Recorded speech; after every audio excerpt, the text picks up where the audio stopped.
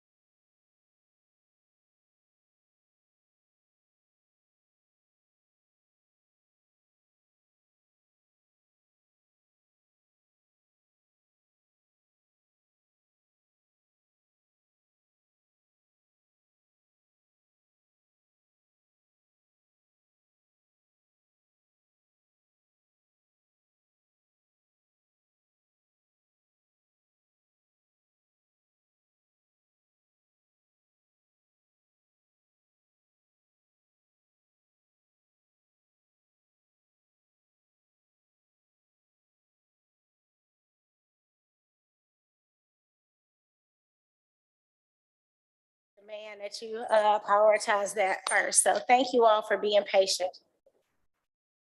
All right, welcome to the September 19th, 2023 City Planning Commission meeting. I hope everyone have enjoyed their weekend and ready to be here so we can hear some amazing cases. We understand that every project is important and it's unique, and we want to make sure that we give each project the time that it needs so that our meetings can run effectively and efficiently. We do have time allowance for each case. We're asking that if you're testifying or providing public testimony on a case, if you're representing an individual as yourself, you give that 2 minutes. If there's a group, there's 5 minutes. And if you're an applicant, we ask that you would try to keep your comments and your presentation within 20 minutes. When we move to public comment, because we are hybrid, I will ask for anyone in the chambers to come up first, and then we'll see if there's anyone virtually. When we get ready for that portion, we will provide directions for you to raise your hand so that you can be acknowledged. As we get started with our meeting, I'll ask the staff to provide additional ground rules and instruction to ensure that we have a smooth meeting. Hello. And if you are online, we ask that you mute until you're called, if that's okay. All right, I'll turn it over to please provide some ground rules for today. Thank you, Madam Vice Chair. For those online, know that there are 2 categories of people participating in today's meeting. There are attendees and panelists, and the only panelists right now are the commission members and city staff. If you're an applicant or a citizen who is interested in a case, please use the raise hand function when the chair calls the case to let staff know that they should promote you to a panelist position. When that promotion happens, you will need to accept the promotion. It will appear temporarily as if you have been disconnected. However, you'll reconnect shortly. If you're joining us via the app on a phone or computer, please change your screen name to reflect your legal name. And understand that if you are calling in with a phone number, you cannot adjust your screen name, and you will also not be able to use the raise hand function. You will, however, have to use star followed by the number 9 to raise your hand via phone. At the time of promotion, please turn your camera and microphone on if possible, so that the commission can see and hear you when it is your turn to talk. Your microphone needs to be always on mute unless you are giving testimony at the appropriate time. And as a reminder, the chat box is only for questions about the agenda, and merits of each case should not be discussed in the chat box. For those attending in person, please approach the microphone when it's appropriate to give testimony.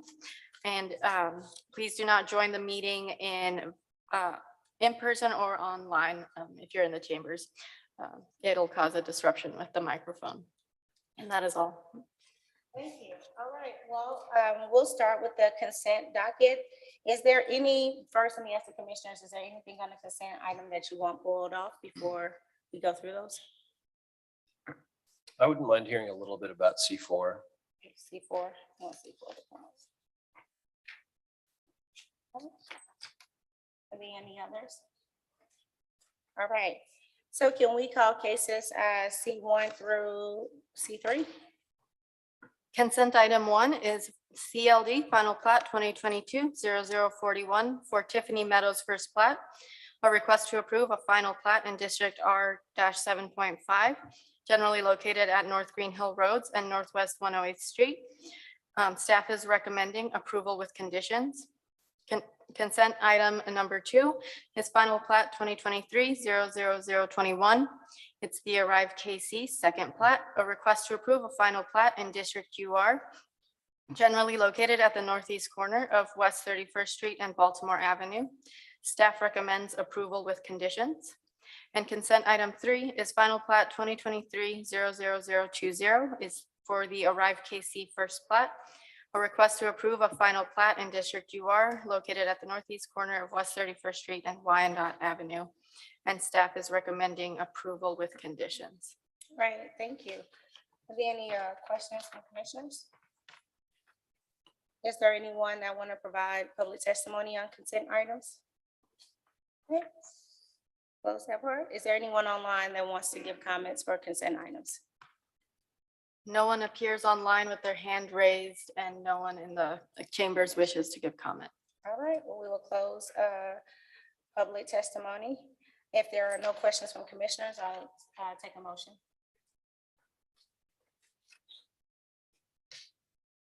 Chair Hill, I move to approve docket items C1, C2, and C3 with conditions.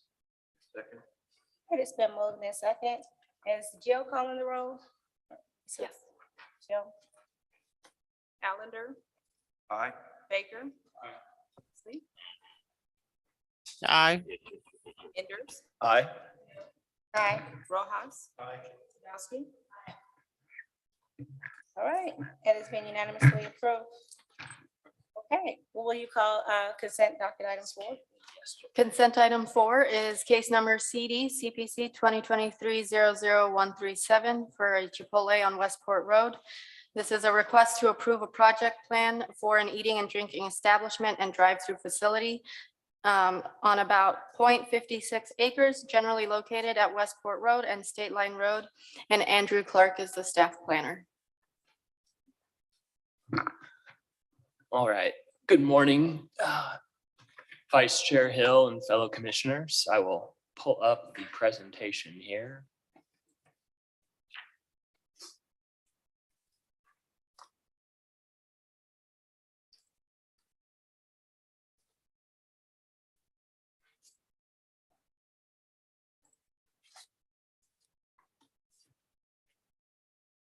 Can be abbreviated for What? it can be abbreviated for my purposes. Okay, thanks. So before you is C4. Staff did receive some emails from the surrounding neighborhoods at this intersection. This is an interesting site because we're dealing with interstate jurisdictional lines here. So the two neighborhoods to the west of State Line Road and then Volker and West Plaza all collaborated and reached out to staff. As you know, the site is where Google Fiber had their offices on the northeast corner. The zoning is B3-2, which by right allows a restaurant and drive-through facility. But as mentioned in the staff report, in 1986, there was a proposal for a gas station and the community rezoned this area. So anytime there's a building permit issued, it has to go to the planning commission first. And it was a sense of extra review. And as you can see here, the existing site, the building is close to the corner. They did a pretty good job in the 80s of following some urban design guidelines with the massing and form. This is also important. What's being proposed here is a Chipotle, and according to our code, it would be a drive-through facility. But really, the drive-through lane is for delivery drivers picking up orders that have already been made. So it's not your typical traditional drive-through facility, which staff was okay to work with the applicant, as we do not believe it will be used as if maybe an Andy's frozen custard or ponchos on a Friday afternoon or evening. You can see the grade right here. It is already screened with the topography on site. And the homes behind here, the first two homes are actually zone B3, which allows for the drive-through to be that close to residential structures. The applicant is keeping the existing drive from Westport Road. They did alter the north drive just a little bit. There are quite a few utilities in this location, but most importantly, the applicant did work with staff of not just putting a suburban prototype of Chipotle's typical building in an urban environment, also providing a patio and pedestrian connections for residents on both sides of State Line. As you can see here, there is a mixture of some EFS, but they also proposed brick. The drive-through is screened from Westport Road. So the applicant did meet everything within the zoning code, and staff has recommended approval with conditions. Thank you. Are there any questions from commissioners to staff? So yesterday, staff received that sketch from the neighbors of possible tweaks they would like the applicant and development team to consider of gently moving the building a little farther back from the street. And there was some discussion of moving the north driveway farther to the north. At this point in time, what I mentioned to the neighborhoods is that the applicant's plan right now meets the city code. So that's why my recommendation is maintained as approval with conditions. And I think the overall issue here is not just the site, it's just 43rd and State Line. There's overall mobility improvements on a larger scale that would take collaboration between Kansas City, Kansas and Kansas City, Missouri.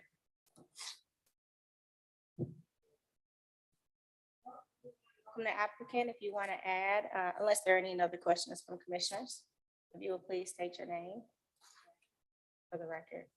Is there a question? I guess is the amount of parking needed?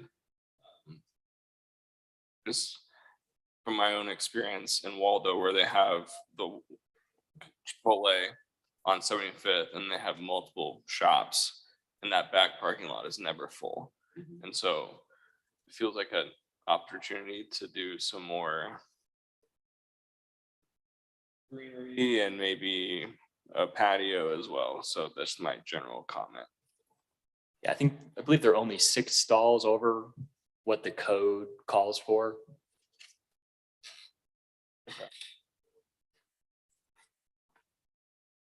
Just asking if there's potential opportunity for more landscaping.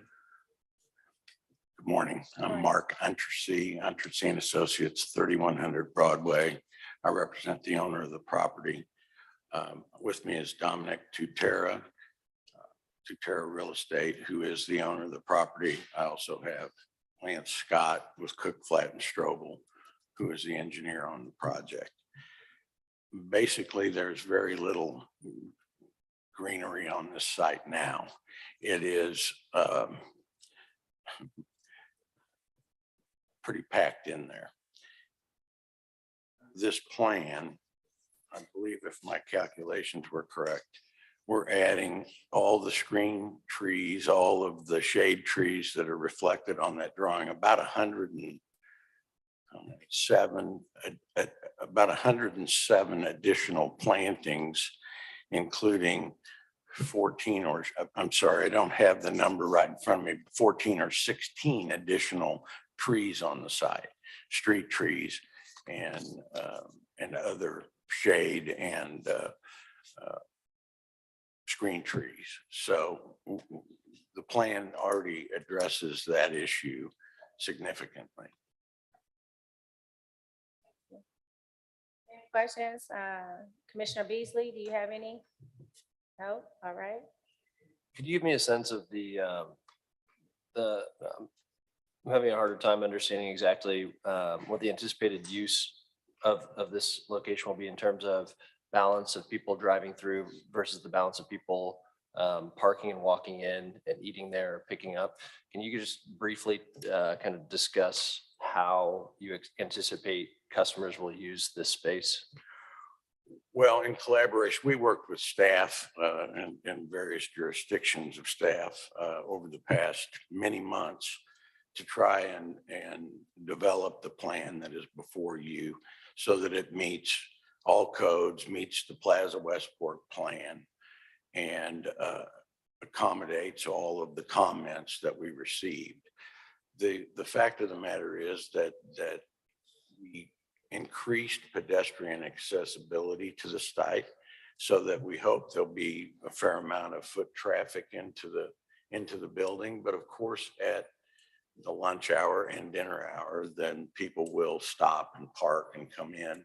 There are 20 seats on the patio, and there are 22 seats, I believe. I think it's a total of 42 seats total on the site. So as you can see, and that's all based on Chipotle research. And their design and their requirements. And so you can see that their belief is that for the majority of the year, obviously, pardon me, we're not in California or Arizona or warmer climes. And so therefore the patio usage will probably decrease during certain months and the interior usage increase. I don't have a specific mix for you, as I can say 30%, 70%, 50-50 or any of those. I don't want to say a number that I'm not certain of, but you can tell by the mix of interior seats and exterior seats that they believe that it's,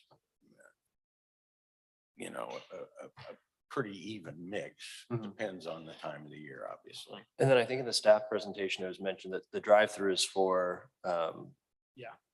Yeah, that's an issue that was raised, and Dominic, you can follow up, but let me preview it. While the code in its broadest sense would include this as a drive-through, it is not a drive-through. And there is no menu board. There is no two-way communication. There is no other access from that, what Chipotle calls the Chipotle lane. And that was developed by them as an outcropping of the pandemic and the desire for touchless delivery, touchless pickup. And so all of the food that's delivered through that service window is based on phone or online, predominantly online ordering. And customers are given a specific appointment to pick up their food. Chipotle is very concerned about their quality, and as you might expect. And so they are literally given an appointment to pick up their food. They can't come in and change their mind. It does accommodate, obviously, some of the delivery services that are available, Uber Eats or whatever they are. I don't use them, so I don't really pay that much attention to them, but they also would have a specific appointment. And so it's not really a traditional drive-through. They come in, at their appointed time, they pick up and they leave. So two questions and concerns about that. And I think I have a good understanding of the difference between the two. We've had a similar case where I have advocated for us actually thinking about this lane differently than a typical drive-through, because you don't queue as much. You don't have the, people static in front of a menu board making decisions. So I do appreciate that nuance. The two things that are somewhat of concern that I'd like you to speak to, if someone were entering off of Westport Road headed north, it doesn't look like you could, make a U-turn and go into the drive-through. So are they circulating out and doing a figure 8 to get into the They're drive-through? basically circulating to the north and coming back around, and there will be traffic attenuators. And I don't know exactly what their stanchions or whatever at the end of that lane to prevent exactly that, the U-turn in the driveway. And so it's you come in, you circle back to the next lane and you circle back through. We believe, and certainly Chipotle believes, that most of the traffic for the Chipotle lane will come off of State Line because it's in and out and you can come directly in. Yeah, I imagine more cars are headed east-west on Westport Road than they are on State Line. So I think that'll be a little bit of a challenge but hopefully if it's the same drivers coming again and again, they would establish a routine. That is concerning to me. Wrecks on private property aren't great. And it seemed confusing just as I was trying to understand this schematic, how you would navigate, because you're going around the dumpster corral and then crossing traffic multiple times to get there. The exit is back on at the ingress egress drive. It's one way off of Westport Road. Yeah. It's ingress only. Yep. And that was done out of long collaboration with the city, and in order to try to alleviate some of the traffic directly on Westport Road. So they're I think that's, yeah, I think that's a smart. It's the best solution we could come up with. I would mention that Andy mentioned that we are relocating the driveway on State Line. That's done purposefully also with discussion with the city in order to align it. We're moving it 12 feet to the north of where it is now. And that allows it to be aligned with the Commerce Bank driveway that's across the state line on the Kansas side. And therefore, those two driveways align, which is what the city likes to see. Second question about that drive lane. Just because of the way the site lands, you have anyone who's coming into the restaurant crossing that drive lane. I'm kind of thinking of one of the nuances of a drive lane versus a drive through. You do have regular drivers who might be more regularly coming through it, which could be good. They also might be in a hurry since they're actually making money doing this, and they might have efficiency top of mind. Is it raised, or how do we make sure that people aren't racing through that as you have people, the only way in essentially if you park is to cross the drive lane, which happens in other situations, of Well, course. there'll be crosswalks internally within the site and designated as such. There'll be a stop sign at the end of the Chipotle lane so that any driver that comes through there will be, assuming they follow the sign, which I understand some don't, but. Yeah, in the renderings that you all provided, I could see that it's white. One of the crosswalks is, I don't see the stop signs or any other safety measures. Will it be raised or? I'm sorry, I can't see what you're. Oh, sorry. In What the you're staff looking at. report, the Chipotle renderings that were provided, I see the white sidewalk, and I was curious if Those that's, are prototypical renderings okay. provided by Chipotle, so they're not exactly specific to our site. But the intent is on the site plan, if Andy goes up one, those crosswalks will be clearly marked as pedestrian access. But I don't believe, looking at the engineer, that will be raised above any asphalt that's there. But I do think it's important to mention that also with the Chipotle study provided to Andy Edison staff, the average use on an hourly basis is 4 cars. So it's not like it's going to be, pumping through vehicles over and over again. So we think that the combination of the moderate use along with the clearly marked crosswalk should take care of that, hopefully. Thanks. And would there be any consideration of a raised sidewalk there? Well, they've got to be ADA compliant, and so they have, what's it called?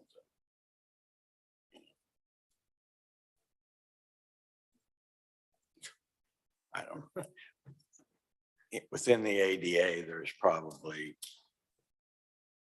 one of the treatments on the sidewalk to designate that you're reaching a curve. And I'm sorry, I'm getting old. Oh, the bumps? Yeah. Yeah. Oh, yeah.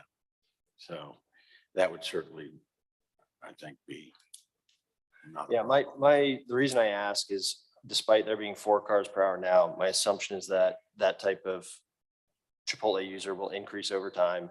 And if we're trying to accommodate both people who are walking in and people who are driving through, it might be nice just to add an extra step to try to slow down drivers so that they aren't racing out as soon as they get their food to try to go deliver it. But yeah, I'm not ready to require it. I was just curious if it was something you'd consider. All right, thank you. Yes, I just had a question because my experience with Chipotle is there's always a cluster of 3 or 4, maybe 5 people who are waiting for the online orders, kind of milling about near the register. And those orders sometimes don't come in the right order, and so I'm thinking about like, if those are now vehicles in that one lane of traffic, the first order something's going on, it's taken a while, all the other cars behind them have to wait until that order is done to get out of the drive lane. I'm trying to picture how this kind of works as as people are trying to manage the orders. Well, I think it's based on a lot of market research and operations in other places where this Chipotle lane has been installed. It's a fairly new concept for them, but I think it's based on their research. It's one of the reasons why they space their appointment times. And you literally have an appointment in that lane to pick up your food. I And think, so, yeah, I understand your concern. Somebody gets there early and they're up at the Yeah. window. Well, they'll be asked to go out and around. I think this gets fixed. If you look at the interior drawings, they actually Yeah. have a prep. Whereas most Chipotle's, they pack those poor people in there and they have to work and do to-go orders within the It's definitely flow. more efficient in terms of the prep. I guess I'm just trying to picture for the drivers who are trying to get their orders out. Like, I think of the McDonald's system, right, is that they have the cars parked to the side. So if you're number 4, number 2, you get your order whenever, but you're not waiting on number 2 to pull out and leave. I don't know. I'm not going to question it. I'm just curious because I've sworn off Chipotle Well, at that's- times because of how You- chaotic it is. Knowing that site pretty that- well, because I go to a few restaurants around there regularly. I do think you need some parking because parking is pretty limited. I think you've only got one behind the bar there and beanies, and then people, any overflow from that parking goes into the fitness center. Parking on state line. So I think the parking needs to happen because otherwise I would question, otherwise we're just going to have cars lining up on state line or Westport Road. The other thing for me is I think the 4 cars, yeah, maybe that's average, but if you have a look around, if I look at that area around about 6 o'clock, my God, there's just people everywhere coming into those restaurants, bars and so forth. So I think the 4, yeah, maybe that's the average, maybe that's the market research, but you're going to get a lot more than 4 in an hour going through there. There's no doubt on that in my mind. Now, average, that might be right for 24 hours, but not on peak.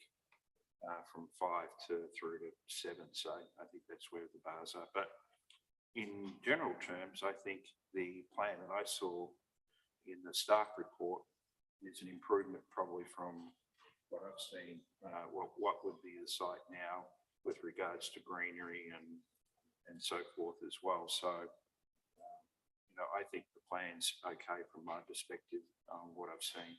But that's my opinion. Another thing I would mention is it reduces building density on that site from 10,000 square feet to 2,313 square feet. And so, as you can see from the design drawing that's in there, of that 2,313 square feet, about 60% of it's kitchen. And to someone's point,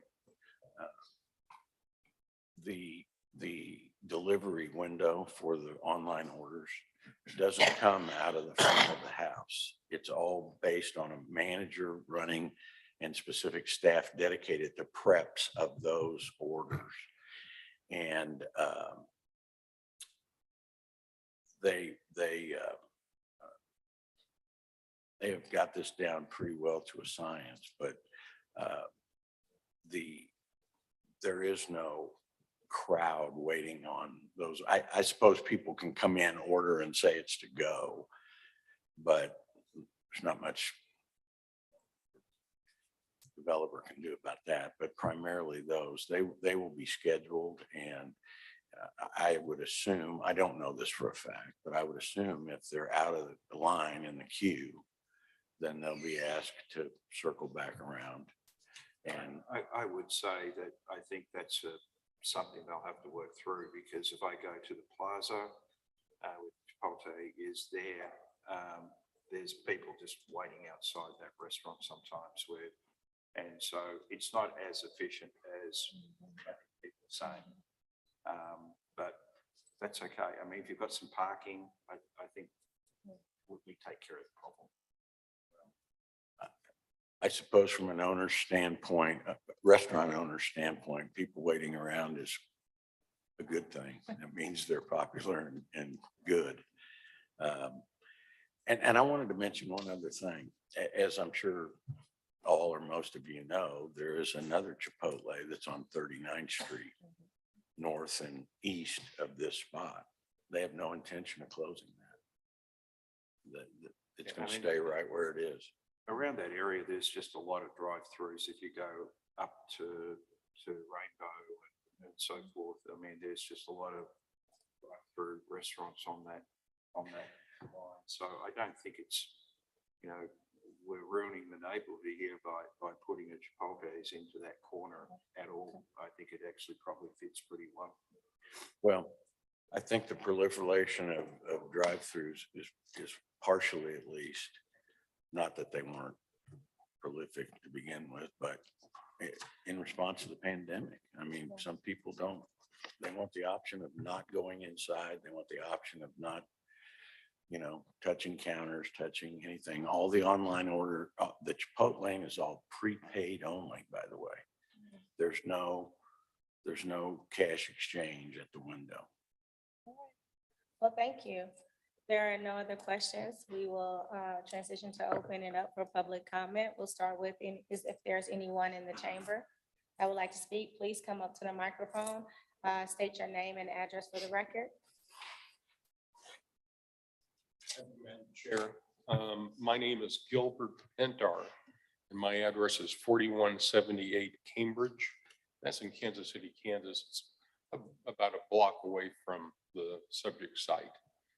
I'm here today representing 4 neighborhoods, obviously Voker and West Plaza, and also Hanover Heights, which is my neighborhood, and Spring Valley. So picture this intersection having 4 separate neighborhoods. Very vibrant, as has been stated and so forth. And the Voker board actually met and invited me to attend their meeting a couple of weeks ago on September 6th, I believe. And that was our first introduction, if you will, into this project. Probably the first statement that I need to make for all 4 neighborhoods is that we are not opposed to a Chipotle. We are not opposed to it. We actually, there's tons of foot traffic. There are folks that traverse our neighborhoods to go to the one on 39th Street. So there's no question there's a need. Everyone will be eating there. So there isn't a loggerhead there at all. I think the loggerhead that we expressed to the applicant the night of the meeting that they presented their plan was with regards to safety. And it's not only vehicular safety, ins and outs, but also pedestrian safety. And we asked the applicant after we had a half hour of comments whether or not they would be willing to collaborate with us in terms of looking at the plan that they showed us at that meeting and see if we couldn't come to agreement on improvements that would make it safer for everyone and a good project. Yesterday, well, I take that back. The week after, our neighborhoods got together and talked about the attributes of their plan and the downsides. And we made a decision, and before you have a conceptual site plan that was developed by comments from those neighborhoods. And we discussed with staff that plan just yesterday, very short notice, and presented that plan to them. And I think the hour later, we presented it or sent it to the applicant for their review and seeing if we could somehow delay this approval today so that we could further collaborate and discuss the attributes of their plan and the attributes of our plan. And while I'm not here today to discuss the number of trees or the bike racks or any of that, the thing I want to impress upon the Plan Commission is that this is a very strategic, welcoming location into your community. And it certainly has tons of traffic at peak hours for sure. So our comments and the suggestions on the sketch plan that you have before you are just an indication of improvements that we believe would be palatable for the applicant to look at and dialogue with us about those. They just received that sketch yesterday. So I think the one example that I would use today, and I don't want to go through the plan itself.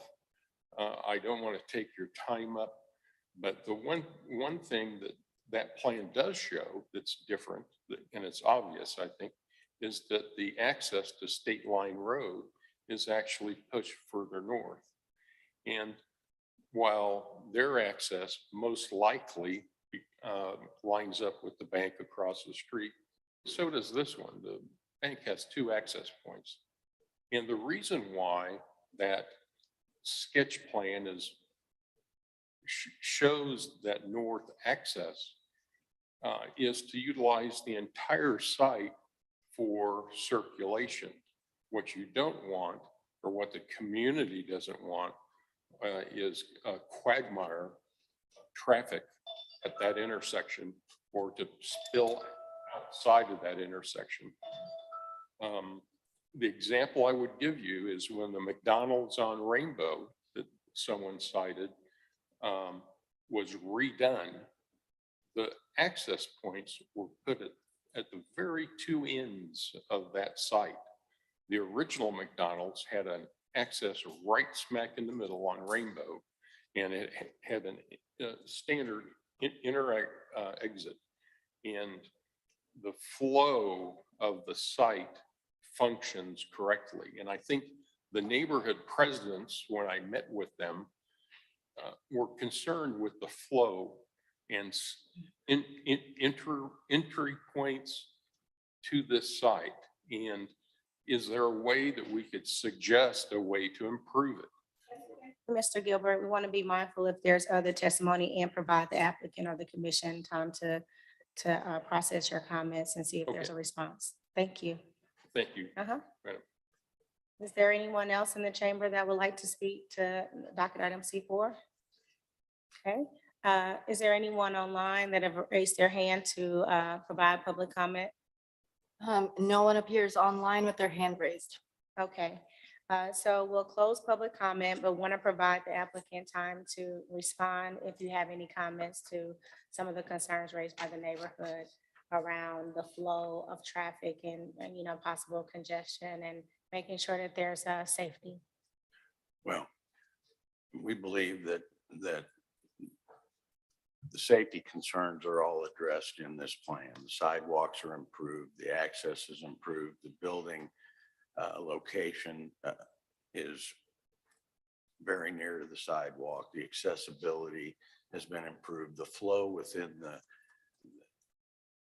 the site conditions require the flow to be admittedly a bit awkward when you come in off of Westport Road.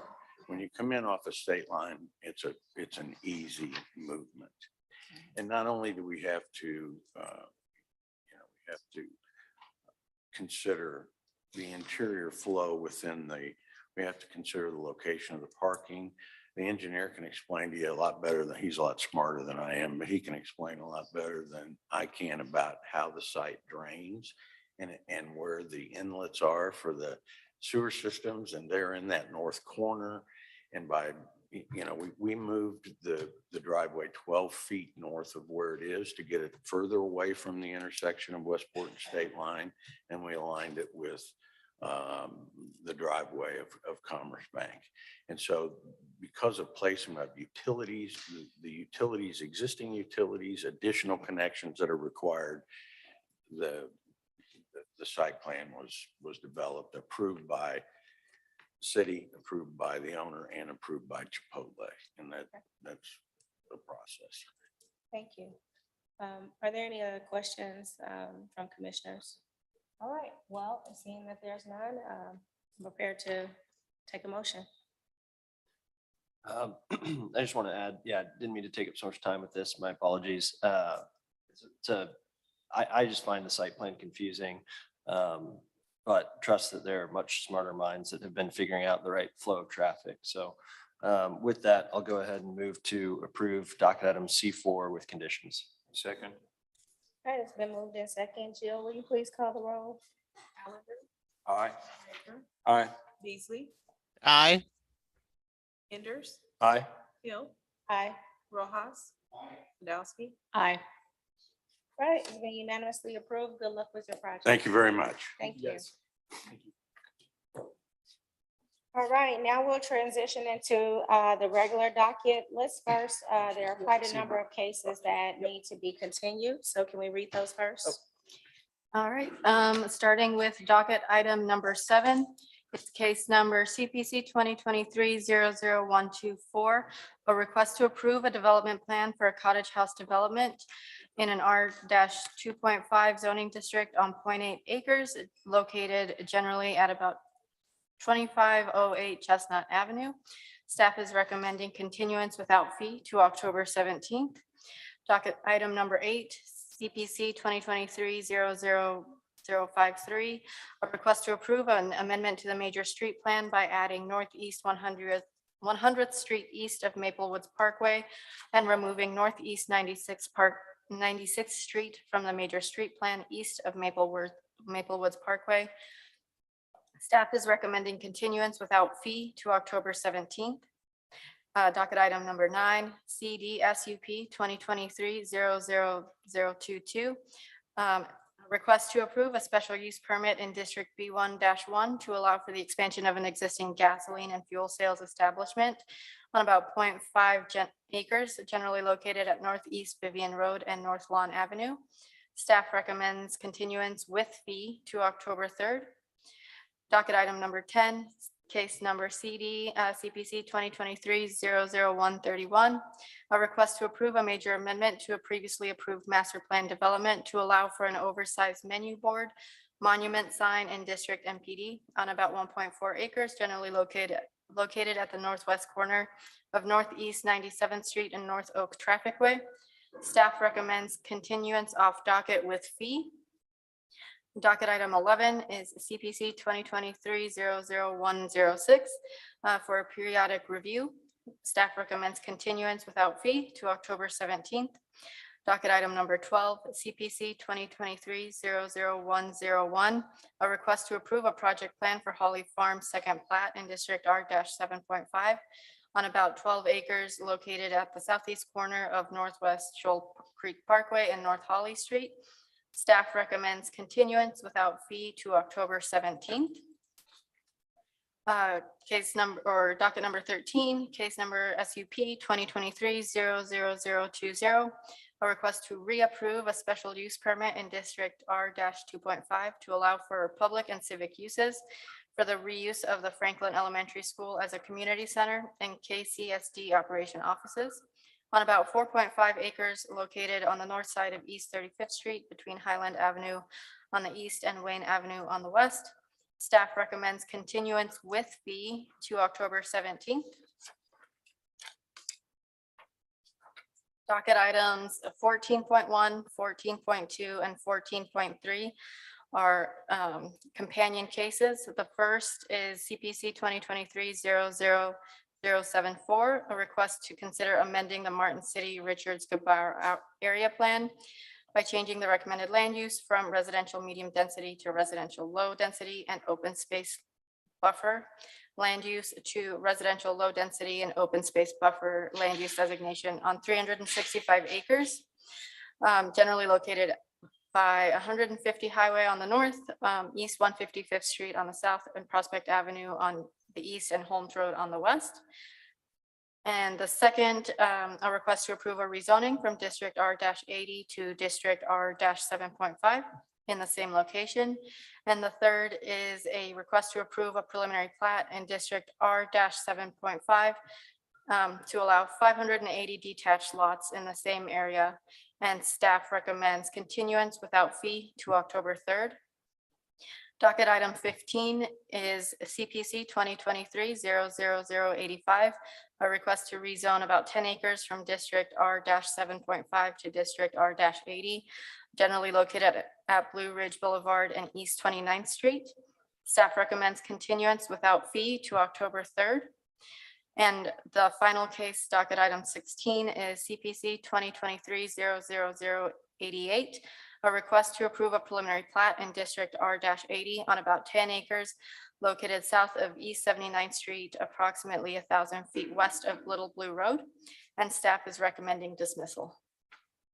Right, thank you.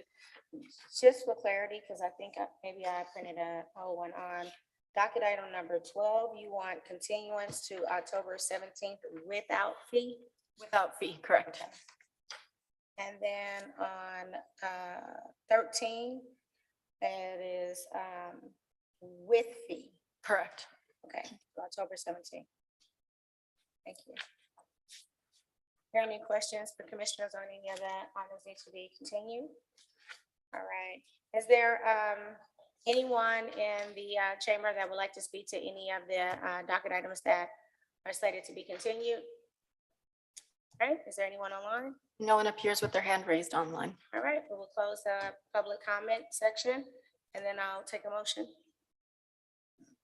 Chair Hill, I move to continue docket items 7, 8, 9, 10, 11, 14.1, 14.2, 14.3, and 15 as stated in the docket, and to dismiss case 16 and to continue case 12 to October 17th without fee, and to continue docket item 13 with fee to October 17th. A second. Second. It's been moved in second. Jill, will you call the roll? Allender, Aye. Baker, Aye. Beasley, Aye. Enders, Aye. Hill, Aye. Haas, Aye. Sadowski. All right.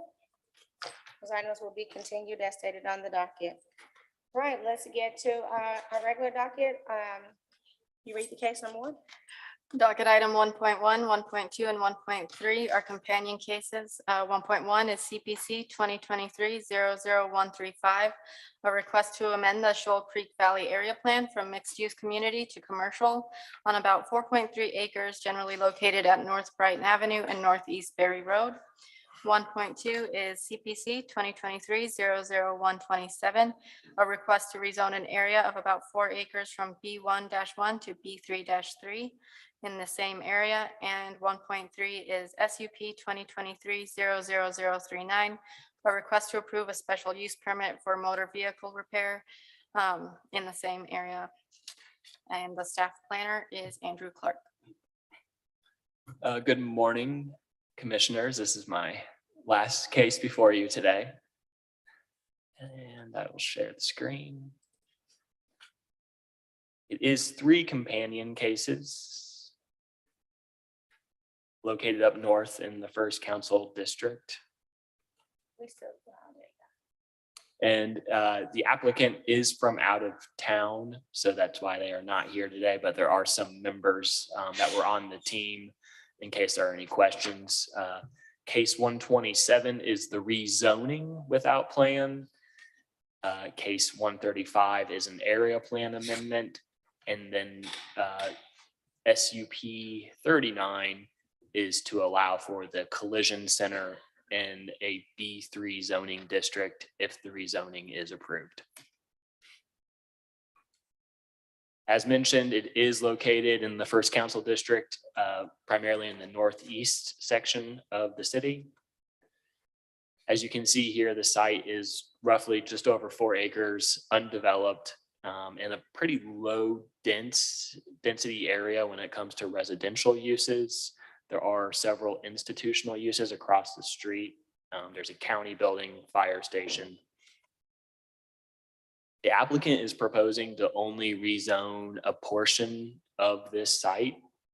They will leave the area closest to Berry as a B1 to maintain community business uses. And that was to work with staff to not just do a high upzoning without knowing what would happen in the future. Again, the southern portion of the site is what's being proposed for the B3 rezoning. As we can see here, the Shoal Creek Valley Area Plan recommended mixed-use neighborhood, which only correlates to a B1 zoning district. So the Long Range Planning Division did require an area plan amendment to rezone the southern portion of this lot to commercial, or to amend the area plan to commercial.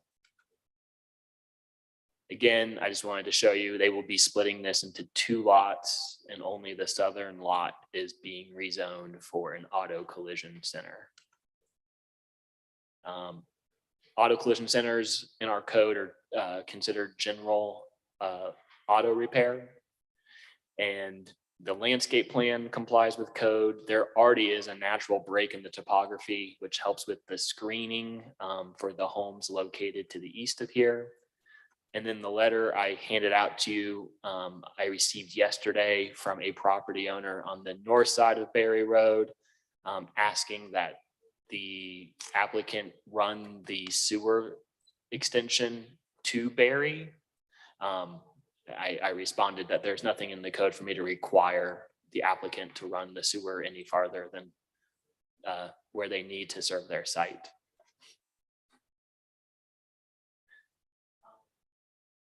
There was a few duplicates in the conditions report. Conditions 21, 22, 24, and 25 are duplicates related to plating. They are covered earlier in the conditions report. So the applicant is seeking to remove those duplicates. And then number 6 is one of my conditions. KCPD was asking for more transparency on the garage doors, but the applicant is going to have a sufficient security system that KCPD is okay without the garage doors being all glass. So number 6 is also being requested for removal. On the rezoning, staff recommends approval without conditions. On the second one would be an area plan amendment. Staff is recommending approval without conditions, and the special use permit would be approval with conditions. And that concludes the presentation. Thank you. Are there any questions from commissioners? How long is the special use permit for? There was no time period on it because they're putting such a substantial amount of investment on this site.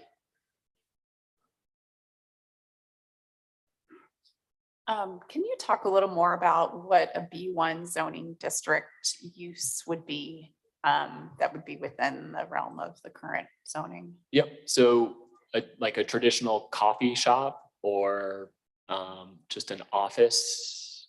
It's just very low intensity, limited hours, so nothing that would really create any noises. Okay. And B1 does not allow really any auto repair related uses. Something you would walk to. Okay, and then this zoning, can you talk a little more about what it can be used for outside of just the auto repair use that it's being proposed today? So the applicant worked with staff to only rezone to a B3, Okay. Which requires a special use permit. It would also require a special use permit for other high intensity uses Okay, when adjacent to residential. It does permit a drive-through by right, Okay. but they are located right next to a major highway. So the Long Range Planning Division was comfortable with this rezoning. just looking at where this is positioned on a highway exit. Okay. Is there anyone from long range planning that can speak to that? Who's the district planner? This would be Noah.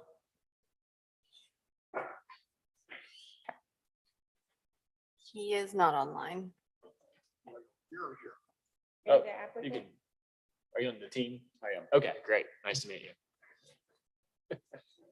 You know, let's see if there's any other questions to staff and then we'll walk through. Any other questions? All right, so Dean, will you please state your full name and address for the record? All right, Scott. 4600 Madison, Suite 350, Kansas City, Missouri. Okay, thank you. Is there any other information you would like to add that wasn't already covered? We've had the good fortune of working with this group for a number of years now. They run a very, very clean operation, and it's their intent to make sure that it's everything that you would expect to have something in order for this type of use. And so I think that working with staff, making sure we have proper screening from the facility to the residential to the east was an important element that we want to make sure that we're going to be compliant with providing. This owner is, he's a kind of owner where you can eat off the floor. He is very, very cognizant of the stigma perhaps associated with the type of use that he has here. And so he has gone overboard, we think, to create really great facilities that are well run and well operated. Thank you. Questions? We will open it up to public comment. Is there anyone in the chamber that would like to provide a comment on docket item number 1? Madam Chair, there is no one in the chamber, and I have a Curtis Peterson on the line who has raised his hand. Okay, Curtis, you will be promoted.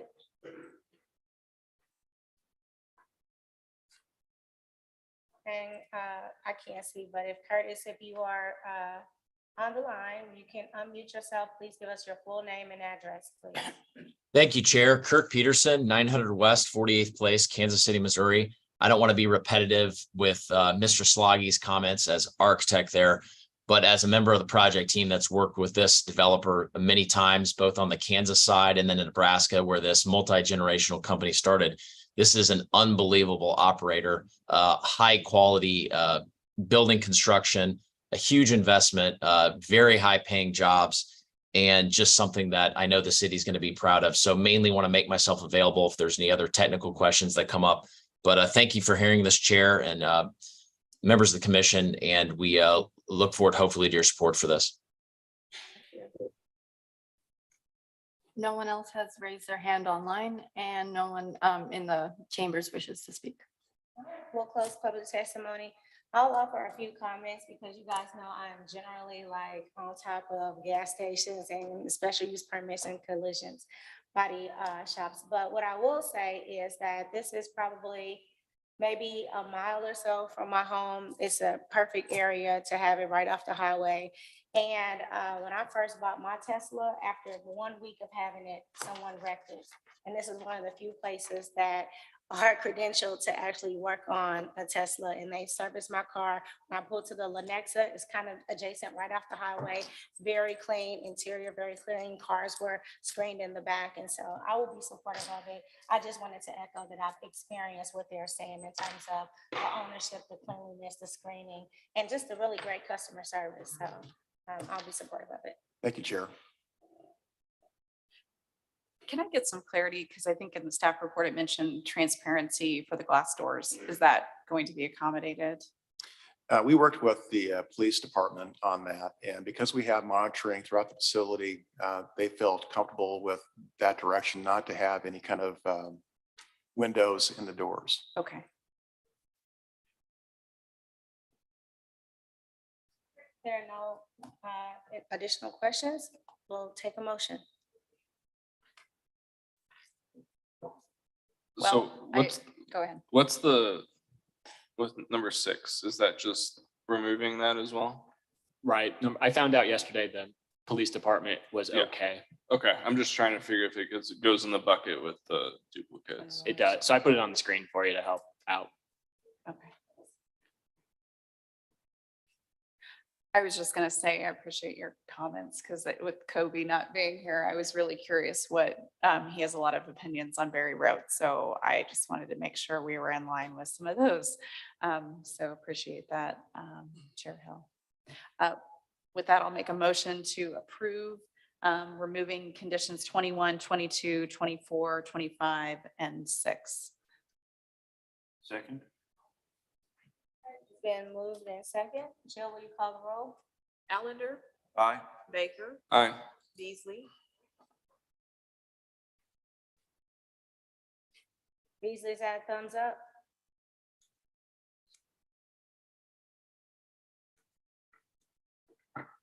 you're muted, Commissioner Beasley. Aye. Enders, Aye. Hill, Aye. Sadowski, Aye. Right, it's been unanimously approved. Thank you. Thank you. Good luck on your project. Before we read the next docket, Commissioner Rojas has made a request, and when he makes a request, we listen. So we are going to move slightly on the agenda to hear docket item number 6.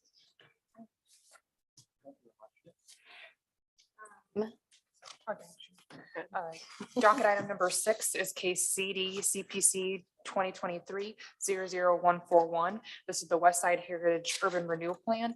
This is a request to approve the West Side Heritage Urban Renewal Plan and declare the area blighted, and incendiary and in need of redevelopment and rehabilitation as required by the LCRA. This is approximately 736 acres on an area generally bounded by I-670 on the north, Broadway and Southwest Boulevard, Southwest Trafficway on the east, West 31st Street on the south, and State Line Road, 25th Street, and the KC Terminal Railway tracks on the west. Larissa Chomby is the staff planner associated with this case.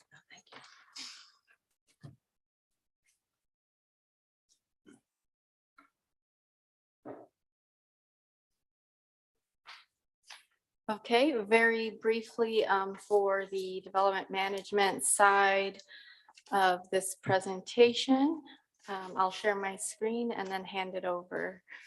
As Anna mentioned, this is CPC 141.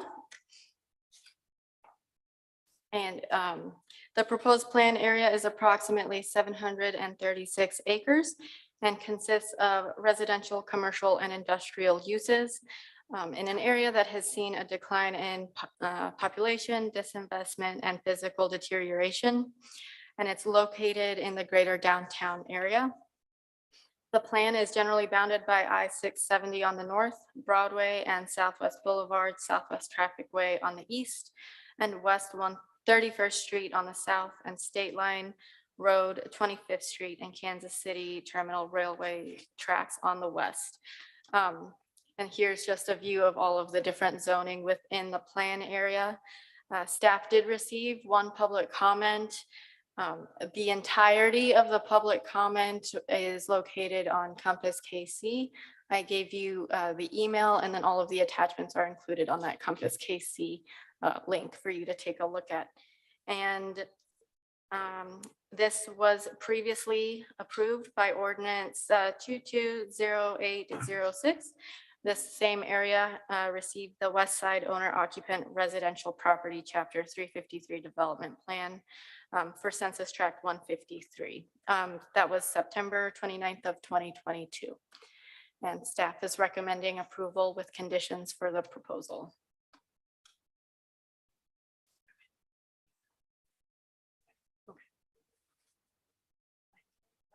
Commissioners? So you said this is, so we had the east side one, right? And this is for the west side. Correct. This was previously approved? It previously received a 353 development. Oh, okay, yeah, approval. so Yeah. it has a 353, and then this is a proposed urban renewal area that Correct. would essentially do the LCRA 10-year tax abatement. Correct. Correct. Minus the 353, is that freezing taxes? What is the 353? That's and Marino. correct, Might right? Refer that to Sarah. Well, I would defer to the applicant. Right. Well, I'm sorry, what was the question? E3, is that to freeze current property taxes for existing homeowners for a period of time? Is that what? Yes, the concept is the same as the 353, which is a 25-year plan. It does provide a tool to freeze property taxes for single-family homeowners. The difference between this plan identifies with the urban renewal plan that was provided and approved on the east side, which allows residential, long-term residents, as well as multi-property residents who live in the community, as well as small businesses to receive a 10-year tax abatement who have been operating in the community for over 10 years. Okay, so just so I'm clear. Yeah.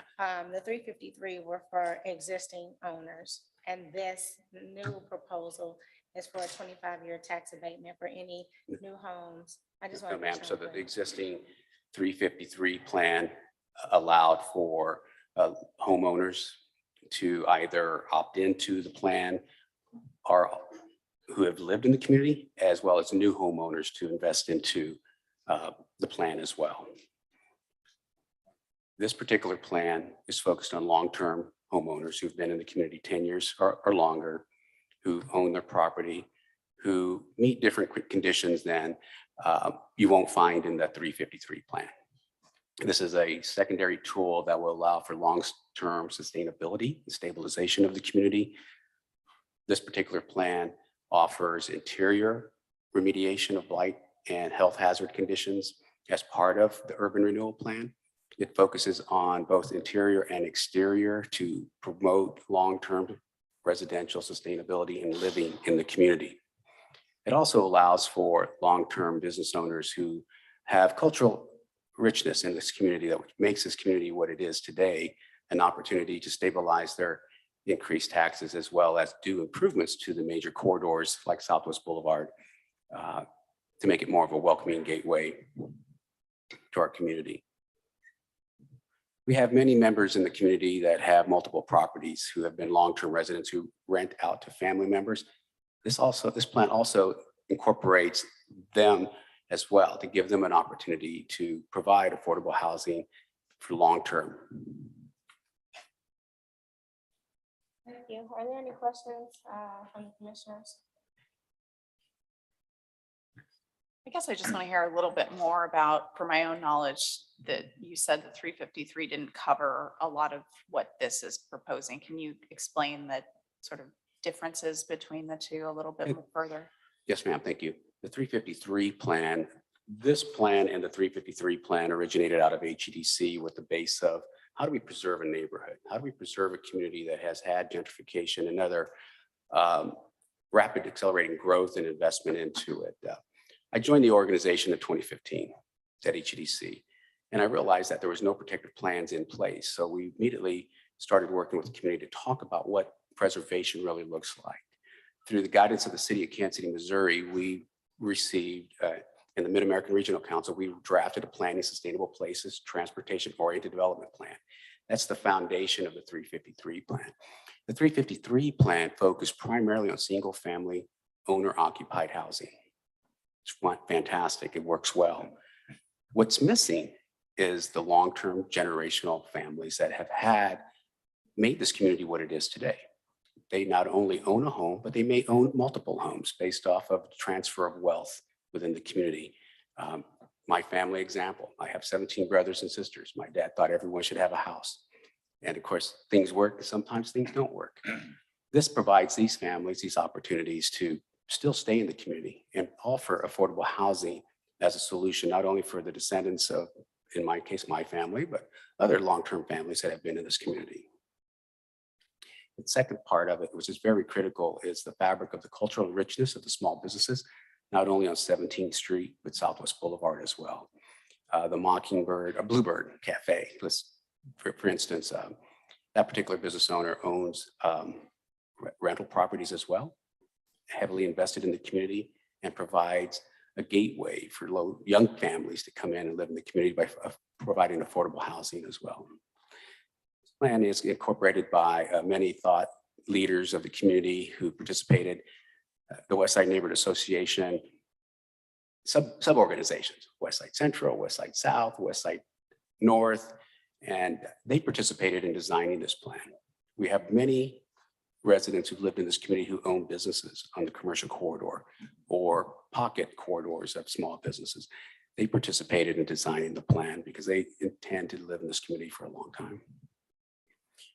The difference, I might reiterate, is this plan provides a long-term resident the ability to improve the conditions of the interior of the house, remove the barriers that make it hard for someone to age in place by providing their investment not only to the interior as well as the exterior of the home.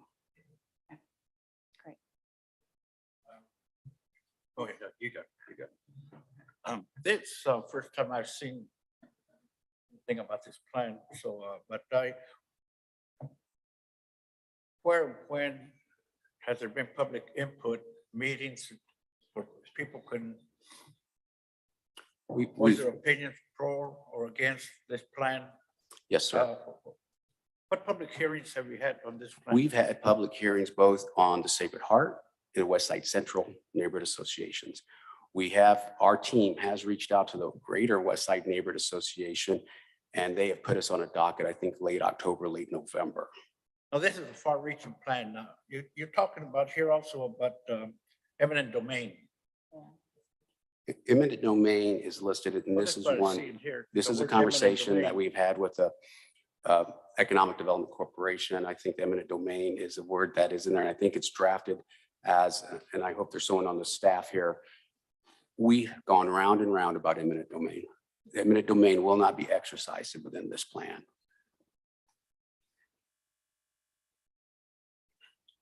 The invitation was included, say, for example, I know the area quite well. I only lived there almost 190 years on my next birthday. Was this ever advertised on, say, for example, those Mundos or Hispanic News or the radio stations that? This was not advertised in either of those. We used social media to reach out to the community. We've done some door knocking. And once again, we've gone to the West Side Neighborhood Association leadership and presented this to them. And they put us on a docket that's late October, early November. What you're saying, they have not been advertised to the regular news meters? It has not been advertised through the regular news channels. And the conversation with one of the local papers that provides information, it was more of, let's get through CPC first before we take it to the larger media outlet. Was this brought before the neighborhood association, and what was the verdict on that? Yes, it was brought into the neighborhood associations for West Side Central, North, West Side, Sacred Heart. There is all those three components are inclusive, representing one neighborhood association. When was this presented to a neighborhood association? Once again, Mr. Rojas, Commissioner Rojas, this plan had been, our staff had reached out to the leadership of the West Side Neighborhood Association early this summer. They put us on a docket of October or November. I don't have the exact date, or there has not been an exact date provided to us.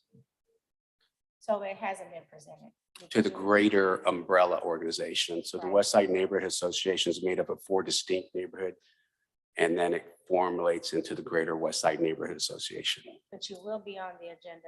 We're trying to get on their agenda. Do you have the support of the 4th District Council people? We spoke with the 4th District Council. We've been talking with them for almost 4 years about putting a preservation plan in. My most recent conversation with the newly elected Crispin Rea, the 4th District at large, is yes, he supports this project. Eric Bunch has not had an opportunity to respond to my questions to him. Once again, this is a tool that fills the gap that the 353 plan does not provide. I think we get that. I think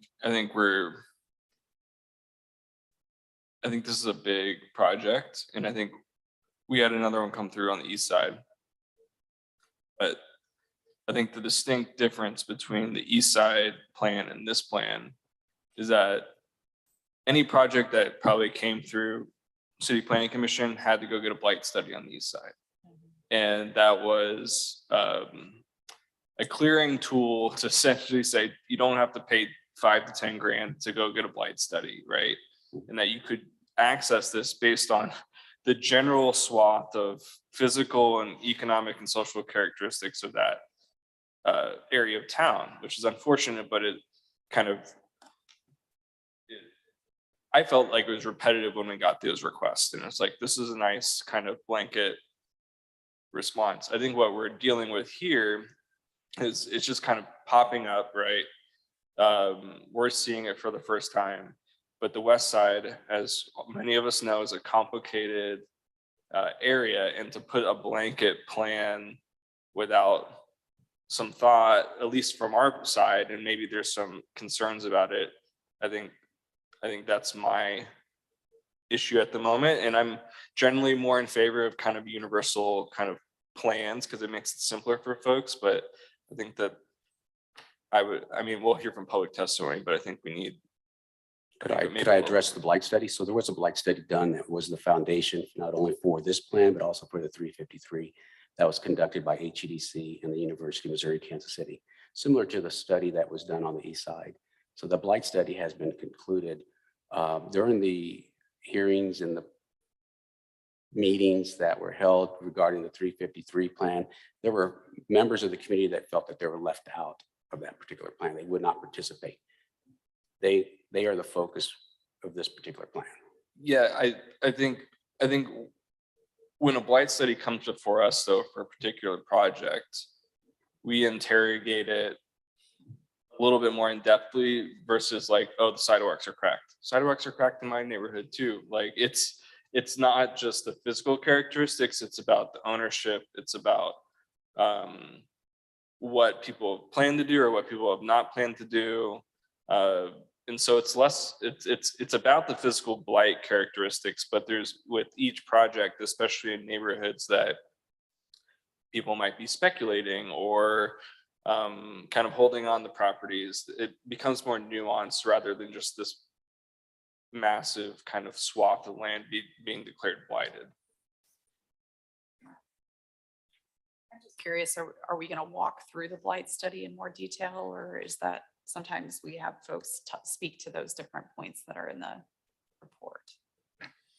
And David Leader has been promoted to panelist, and he's working with the EDC. So he might have a PowerPoint for you as well. Before we get to that part, in general, I think there's some great ideas here.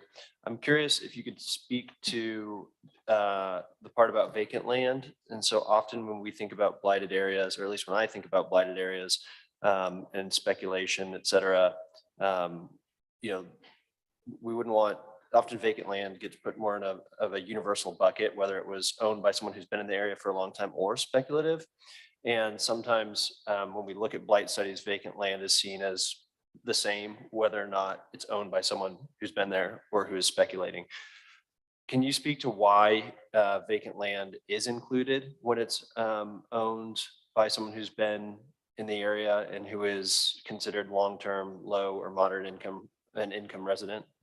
Yeah, the vacant land component that was brought to us from the community was they use that as gathering space.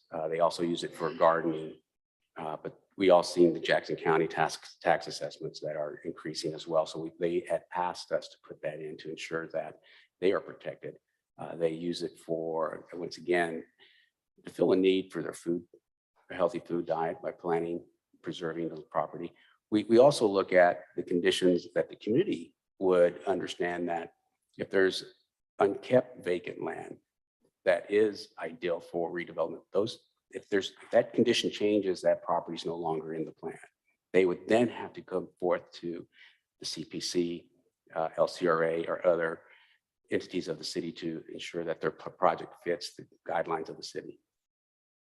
Gotcha. I think that's a nice, if executed correctly, that's a nice nuance to it. In that, again, I think we too often think of it in a more single manner, and I like that nuance if it can be carried out that way. I would be remiss if I didn't repeat what one of our younger staff members who worked on it, her thought was the heat island effect as well, and the stormwater runoff for this community, that it allows the filtration of the stormwater runoff and reduces the heat island effect. Sure, thanks.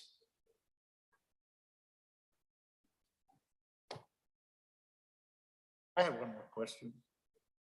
My understanding of the West Side Neighborhood Association is that those three components that you referred to are supposed to meet when they meet at the regular meeting, that any issue regarding West Side that we brought, all three would support it or oppose it. When did this take place?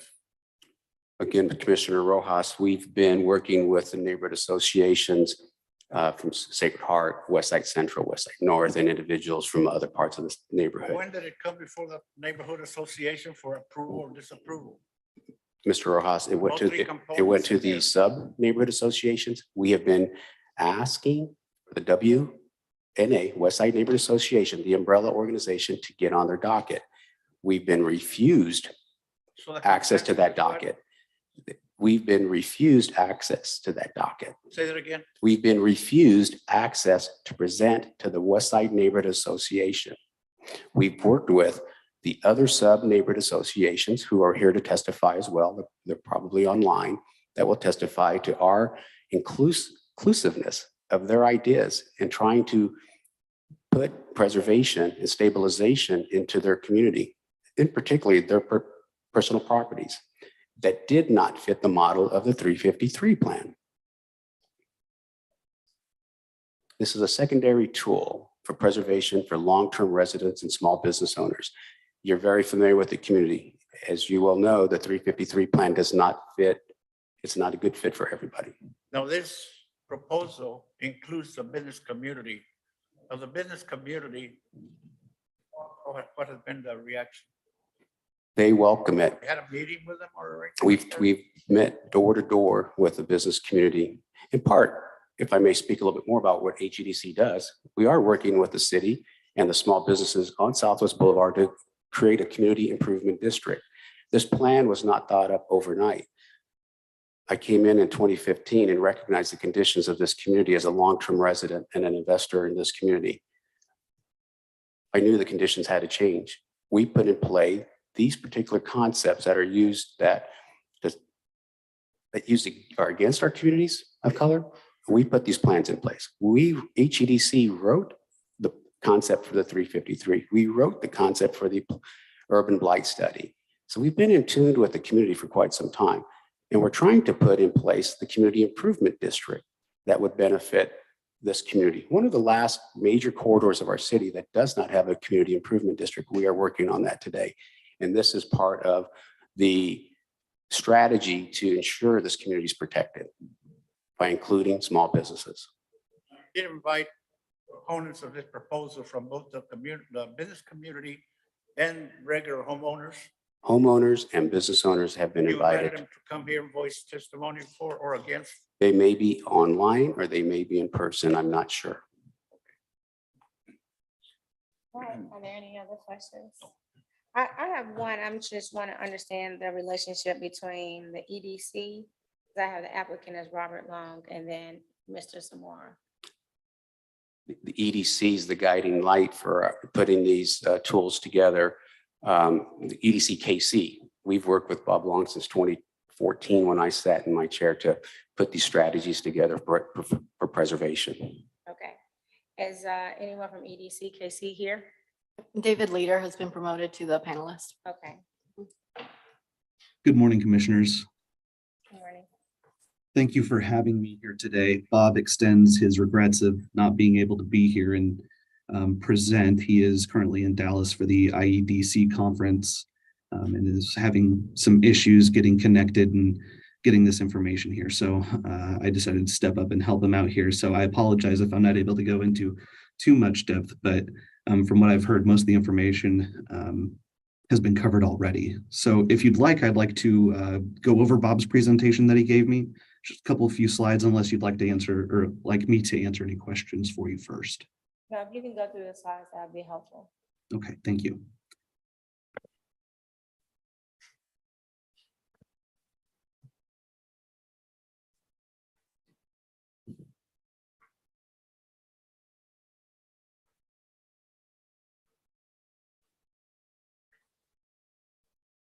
This is the West Side Heritage Urban Renewal Plan, and it is, as everybody has mentioned, for the West Side area. Now, there was a lot of talk about the targeted eligibility in this plan being different from the 353 plan, some specifics about this. So to be eligible for the abatement that would be eligible through this plan, you must have at least 10 plus years of ownership and residency, be considered a low and moderate income status at time of application, must invest at least $3,500 in rehab to qualify, and at least 25% of that $3,500 must be done on exterior work. There are some other eligibility requirements. If it's a multi-unit with 2 or more units, or a multifamily with 50% occupied by low to moderate income residents, and you can see the rest of these additional circumstances in which you may be able to get the abatement here. Obviously, the vacant land adjacent to houses owned by long-term residents was already mentioned, commercial owners as well. The blight study that was mentioned, it was the blight study that was done by UMKC and was recently approved under the Chapter 300 or 353 plan. It specifically looks at the deterioration of site improvements across the area in sanitary and unsafe conditions and code violations in 311 open cases. The EDC recommends an approval of finding of blight. It also recommends an approval of West Side Heritage Urban Renewal Plan and to forward it to the City Council with recommendation for approval. I hope that cleared up a few things, but I'm more than happy to answer any questions if anything hangs loose there. You any questions for Commissioner's applicant? All right, well, we will now open it up for public testimony. We will start with individuals that's in the chamber. If you wish to speak, we ask that you come up to the podium. You please state your name and address for the record. Provide public comment.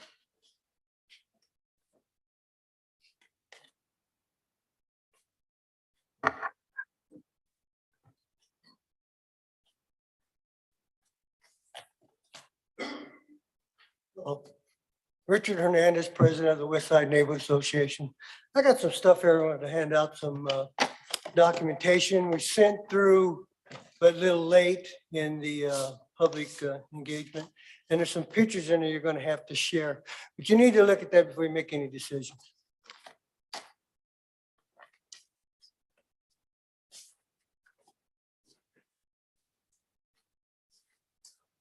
I want to draw your attention to line 3 of the Urban Renewal Plan. They falsely state that the West Side Neighborhood Association was proposed of this proponent of this plan. That's not true. We oppose this plan. We've never had any group meetings. We've never been contacted. Nobody knows anything about it. No community meetings. When we had our 353, everyone knew about it. We had flyers, meetings. I mean, end upon end, meetings, neighborhood meetings. And nobody in this neighborhood knows anything about it. I spoke to the president, existing president, because they change all the time. She knew nothing about it. She hadn't seen anything. I spoke to a person who's on our board, one of our board members who is from Sacred Heart. We have 2 members from each area, and she's never seen or heard anything about it. So I want to bring your attention to the information. Got like $1.6 million for the 2720 Jarble project. You have to look at them pictures of what the building is now, boarded up building. Chair Hill, I personally, and maybe we can ask Sarah, I personally don't think that project's relevant to what we're seeing, what the applicant's proposing today. I feel like it's a ad hominem, attack. And I don't know if that's what we want to hear. I don't know if that's relevant or if we accept that type of testimony or not. We would like to keep your comments focused on this docket item. I think what he's trying to show is like history of interaction or service or promises made to the community. But if you could keep your comments focused. Well, this is on- important because the character of this company is at stake in asking this, and for us to pay for this, it needs to be looked at. Okay, All the stuff that I sent there, that needs to be looked at. These dangerous homes, all them homes. How do you turn around and say you're gonna help the neighborhood when you got all that stuff that you've never even cleaned up in your own backyard? And they're in disrepair, and then there's two of them, the whole block almost, it should be under dangerous buildings. I know the neighbors have complained about it, and I don't know if it's under or not, but it should be. Tax liens, mechanics liens, come on. But we asked that that line 3 be removed. West Side neighborhood does not support that. We have no meetings, no neighborhood meetings. Nobody knows anything about it that I know of. thank you. Thank you.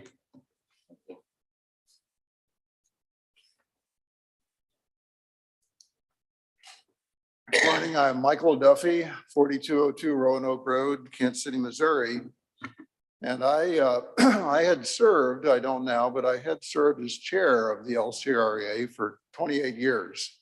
Retired from there about 4 years ago.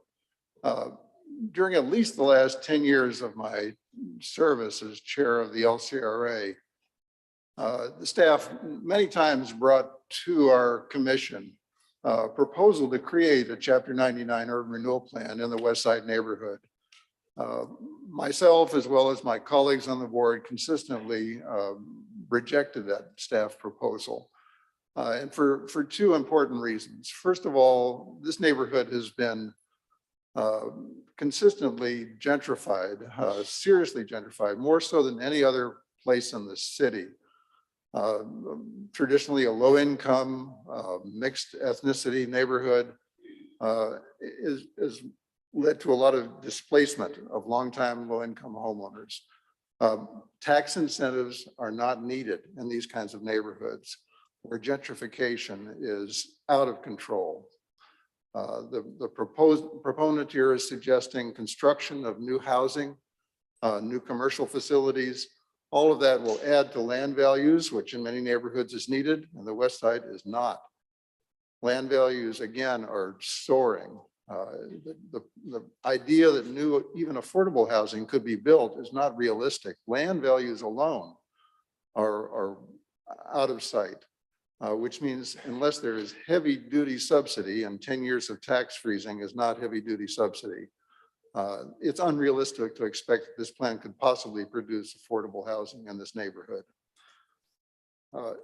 On the other hand, this proposal does propose a number of commercial redevelopment ideas, which I think probably are appropriate for this neighborhood. So my recommendation would be to send this proposal back to the LCRA with a recommendation to delete the housing component and retain the commercial development. That makes sense. It also makes sense for this particular proponent. Hispanic Economic Development Corporation's history is focused entirely on commercial assistance. And it's done, as far as I can tell, a reasonably decent job at that, but has no experience in housing. It lacks the capacity. And given the development challenges for housing, the costs involved, it doesn't make sense that it be in this plan. And finally, this laudable goal of trying to preserve existing housing from the pressures of gentrification that this plan speaks to is already being fully addressed by the existing 353 plan you heard about a moment ago. That's a 25-year, and it's not even a tax freeze. It's actually in part a tax reduction for the lowest income people. It's based on a percentage of their income. It doesn't just freeze the tax. For higher income individuals, there's a higher tax, again, based upon their income. So this is much more tailored to the specific needs of the West Side, this 353 plan. Already more than half of the homeowners on the West Side have enrolled in this program and are receiving the benefits right now. So it's not only redundant, but less effective. And it also confuses neighborhood residents into thinking maybe this is a simpler plan to sign up for 10 years, but really is far less advantageous to the homeowners. So again, it's my recommendation that this be sent back to LCRA, narrowly focused on commercial development, and omit the housing element. Thank you. Thank you.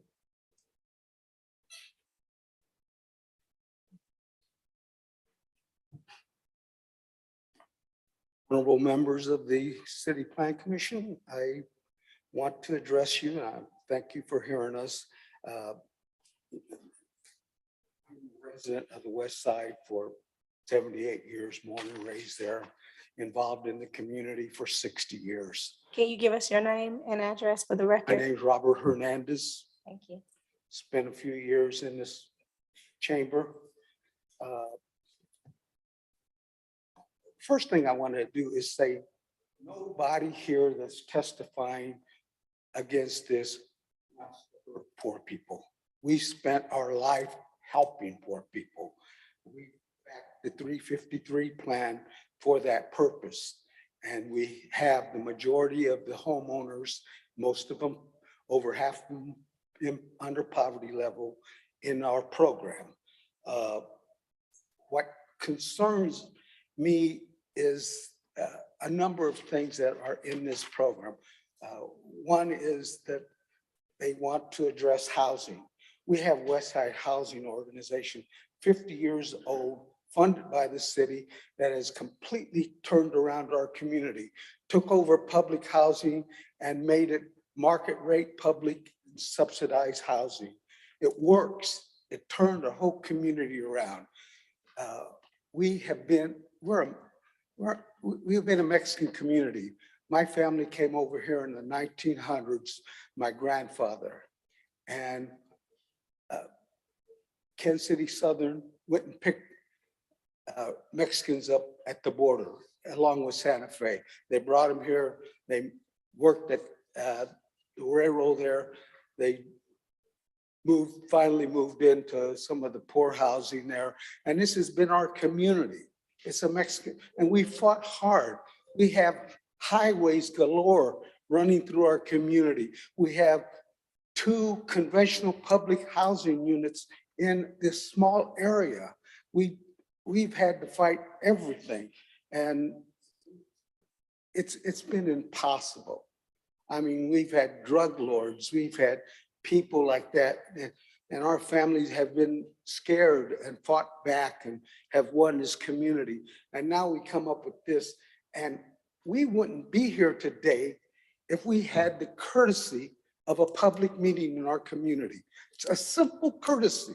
Instead, we have land clearance pushing this program. This is, we have a number of these economic development agencies, EDC, PIA, LCRA, name them all. They're all jumping in front of the parade. Westside community is vibrant. We have multi-million-dollar houses popping up between poor houses. We don't need to incentivize development. It's happening. We just want to survive.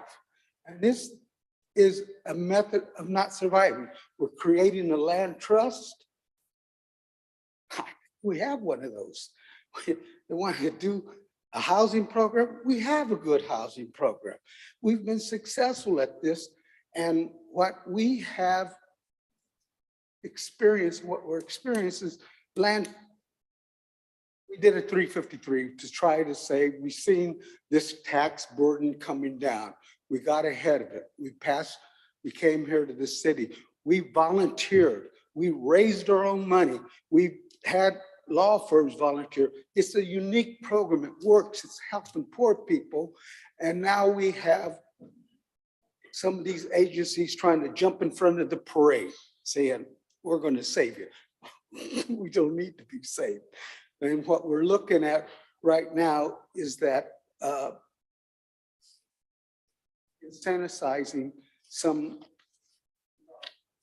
this is a stalking horse. They're doing this, and what it is all these economic development agencies that are funded by the city, operating agencies for the city, and all that really don't have the interest of poor people or Mexicans at the forefront. We had land clearance. We went to land clearance for our, nobody on the staff supported us. If it wasn't for the board members, we'd have never got here. And here they are supporting this, bringing it up without a public meeting, without giving the community the benefit of discussion of what we want and what we should have and what we need. We have a board here at HEDC. I don't think there's a representative from the community on there. And if we're going to be doing something, putting up a land trust, putting up a loan, putting up this programs, and you don't have any residents involved, where are we going? Who's leading us? And I'm just frustrated. I think we could have settled a lot of this if we had a public meeting and land trust come down and we talk about it and say, separate your things. If you want to do economic development, do economic development. But don't put poor people up as your stalking horse. I'm sorry, I'm getting lightheaded here. I'm old. Thank you. Thank you. Thank you. Excuse me.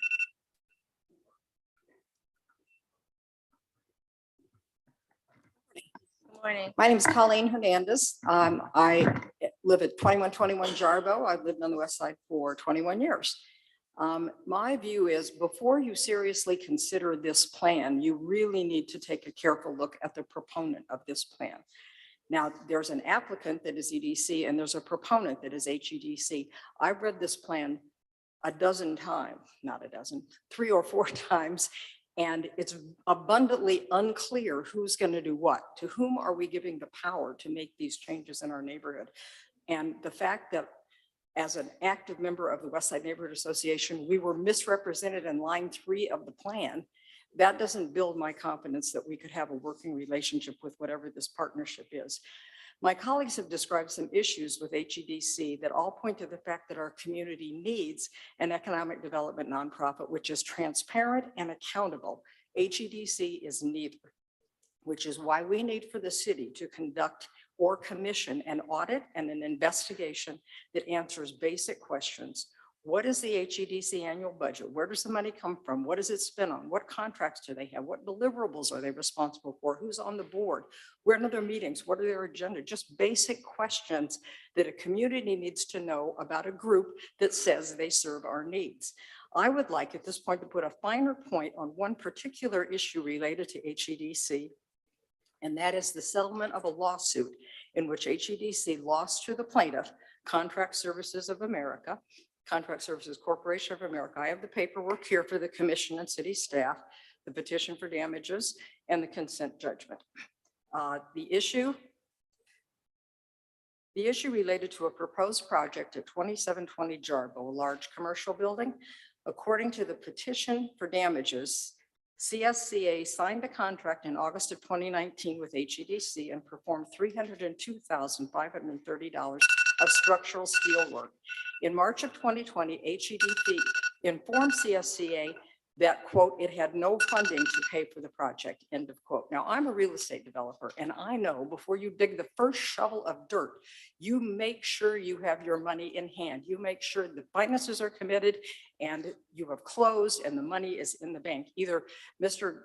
Zamora was unaware of that or decided to flaunt that rule, but in either case, it ended up with a payment to this contractor of $302,000.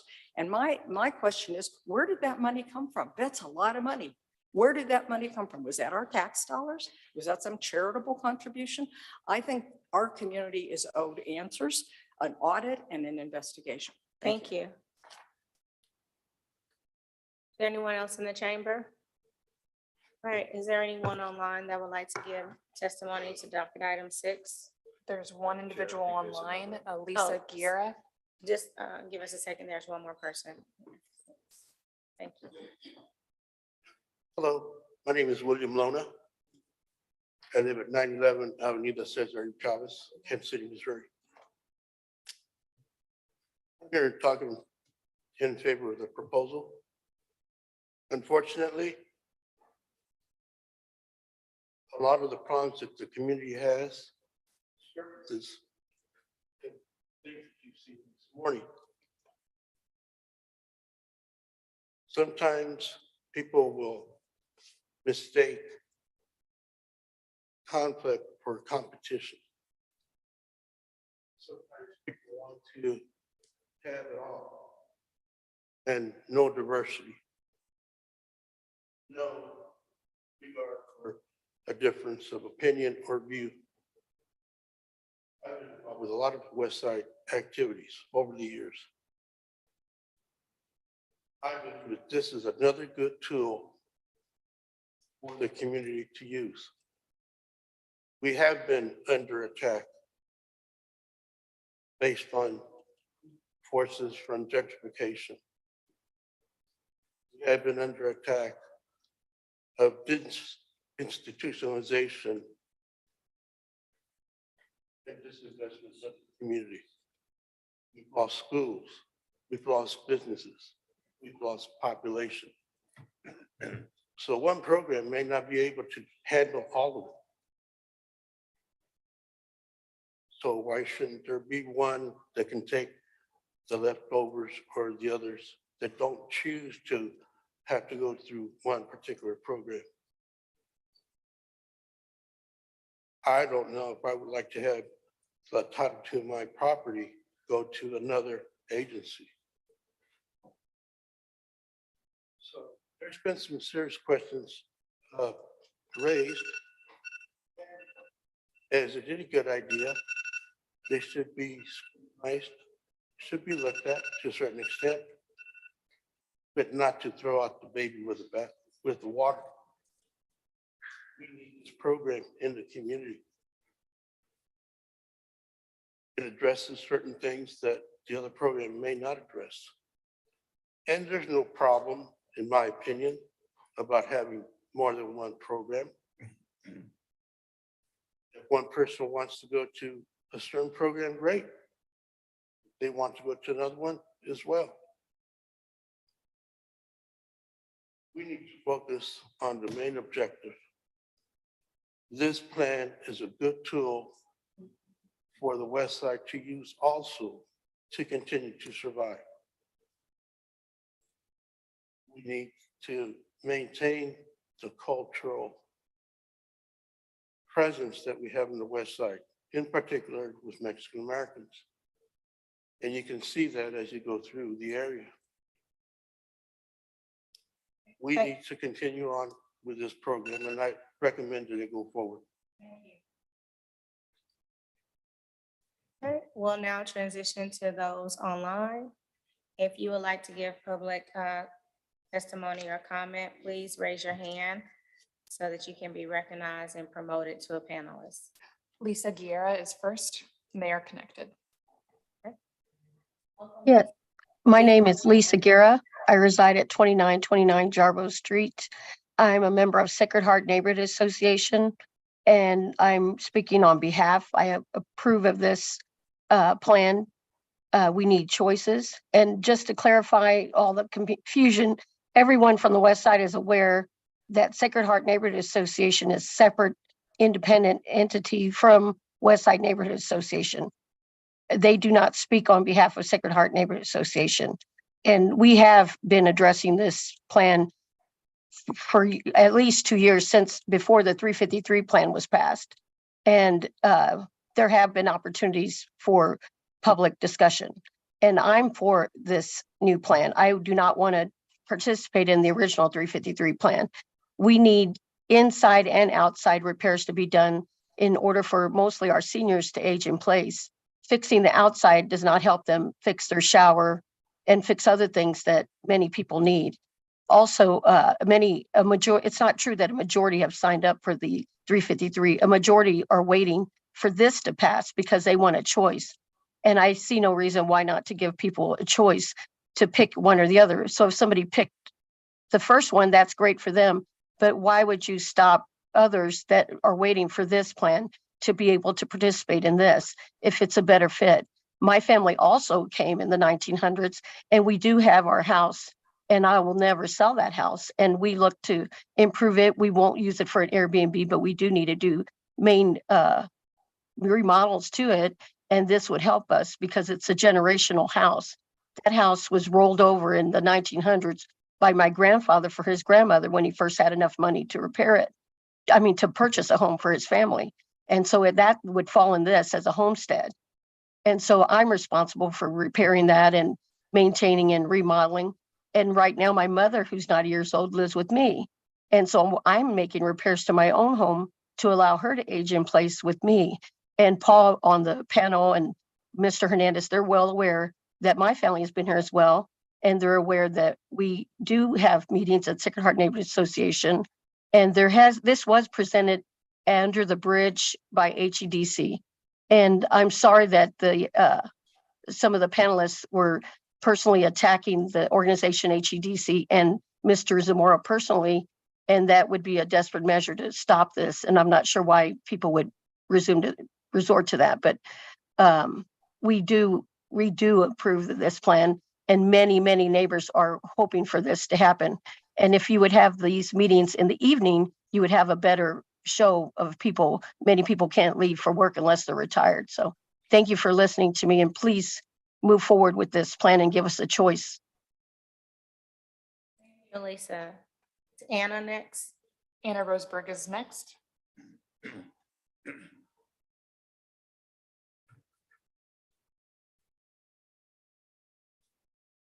Anna, you're currently muted. If you take your mic off mute, please state your name and address for the record.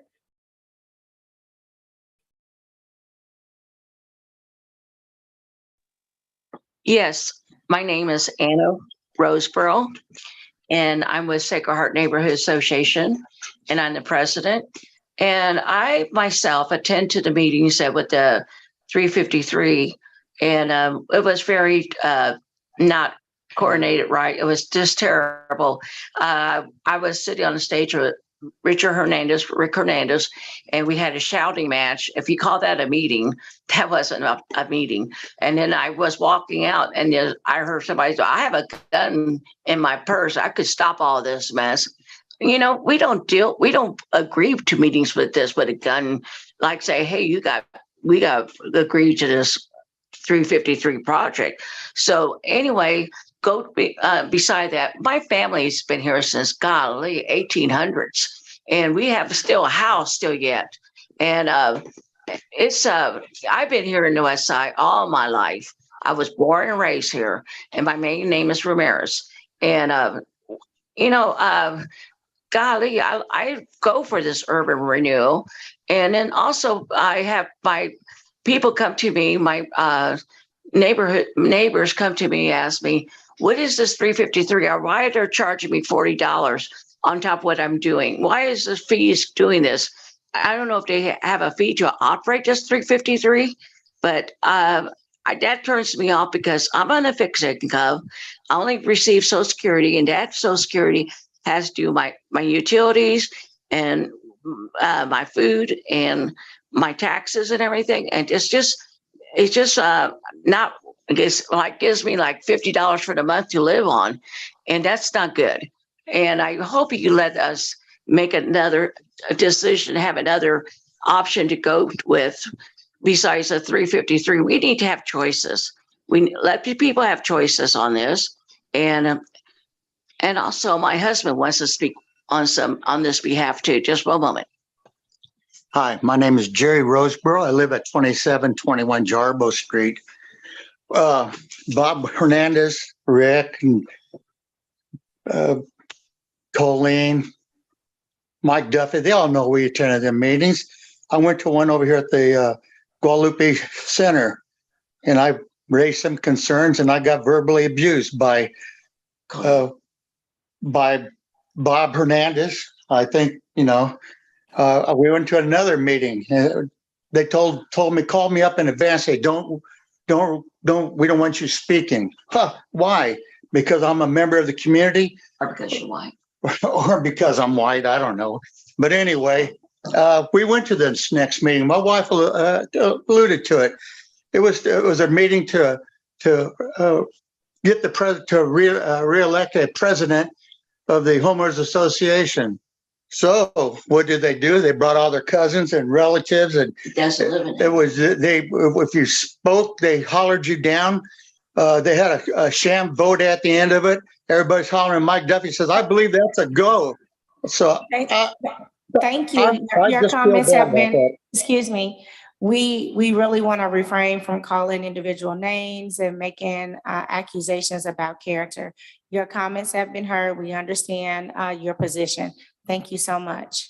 Is there anyone else that would like to speak online? There's no one else. All right, we will now close this portion of public testimony. We'll have some conversation amongst the commissioner if there are other comments that you want to raise to the applicant.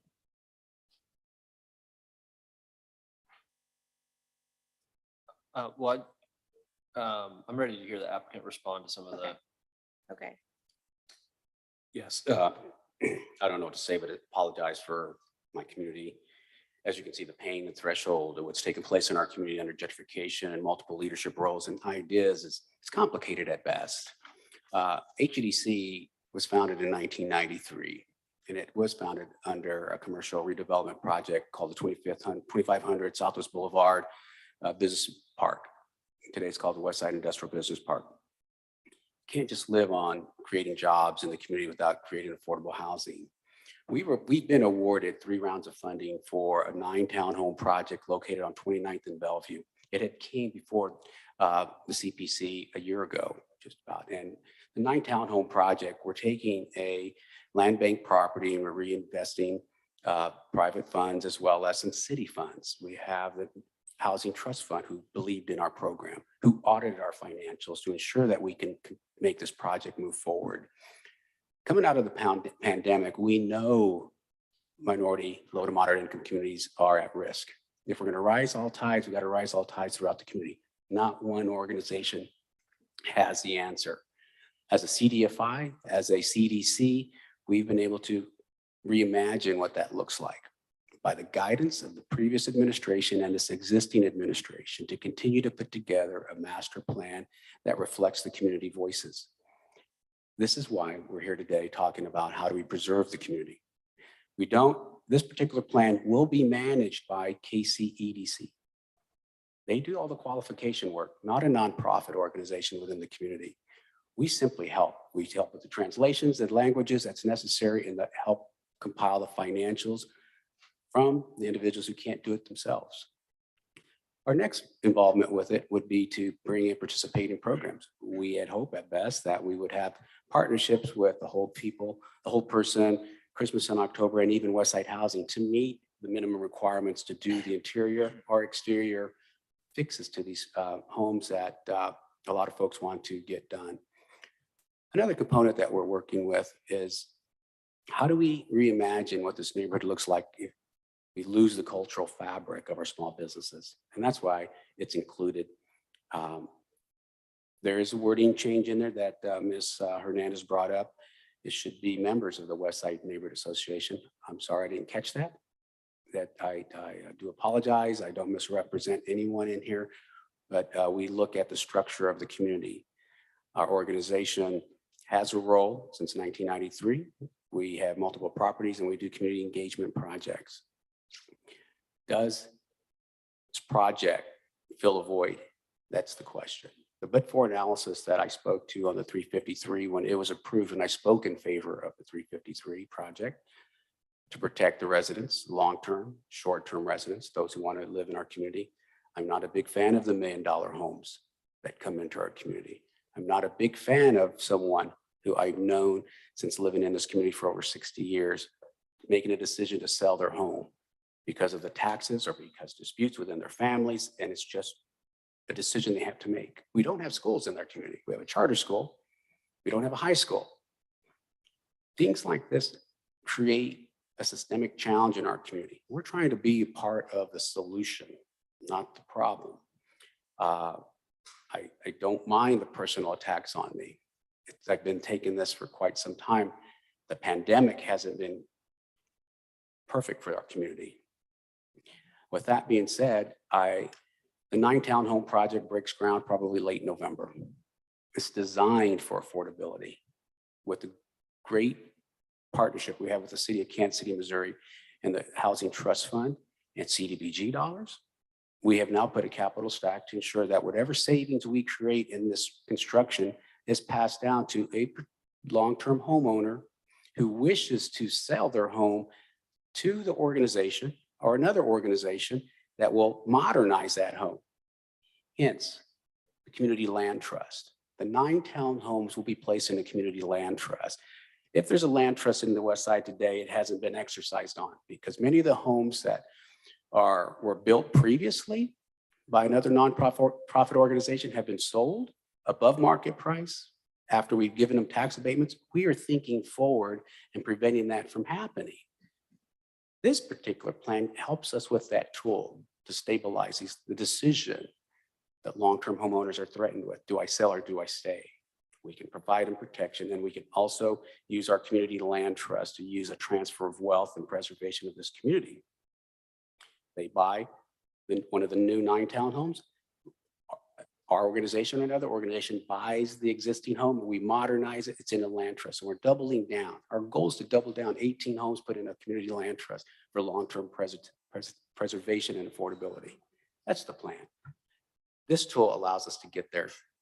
The 9 townhomes has a 10-year urban renewal on there that is passed over down to the home buyer, owner occupied. Thank you. And thanks for that example. Can you also give an example of the gap for single-family homeowners that this addresses? Yes. So that 353 does not address? The 353 has an administration fee, as you heard Ms. Rosenberg talk about. There's an administration fee to be a part of it.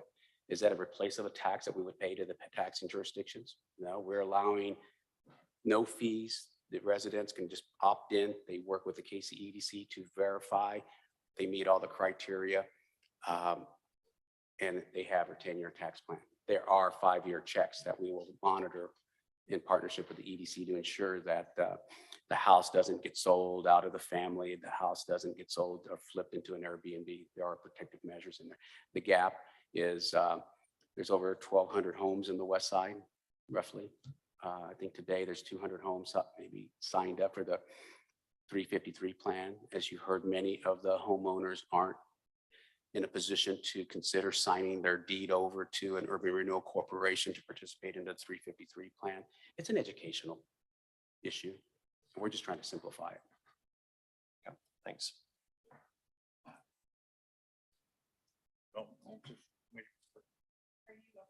To a suggestion around breaking this into 2 proposals, one that is commercial and one that is residential? Timing is of the essence right now. As we know, the 2022 taxes have been out, released. We also know that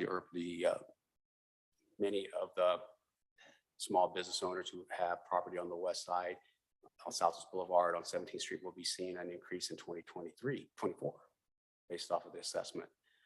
We've looked at this very hard. We know that it has a place to where both can coexist because of the cultural relevance of not only small business who hire from residents from this community. This is a study that has been done across the nation that shows and it reflects that if you have a small business that can afford to maintain operation, they hire from the neighborhood.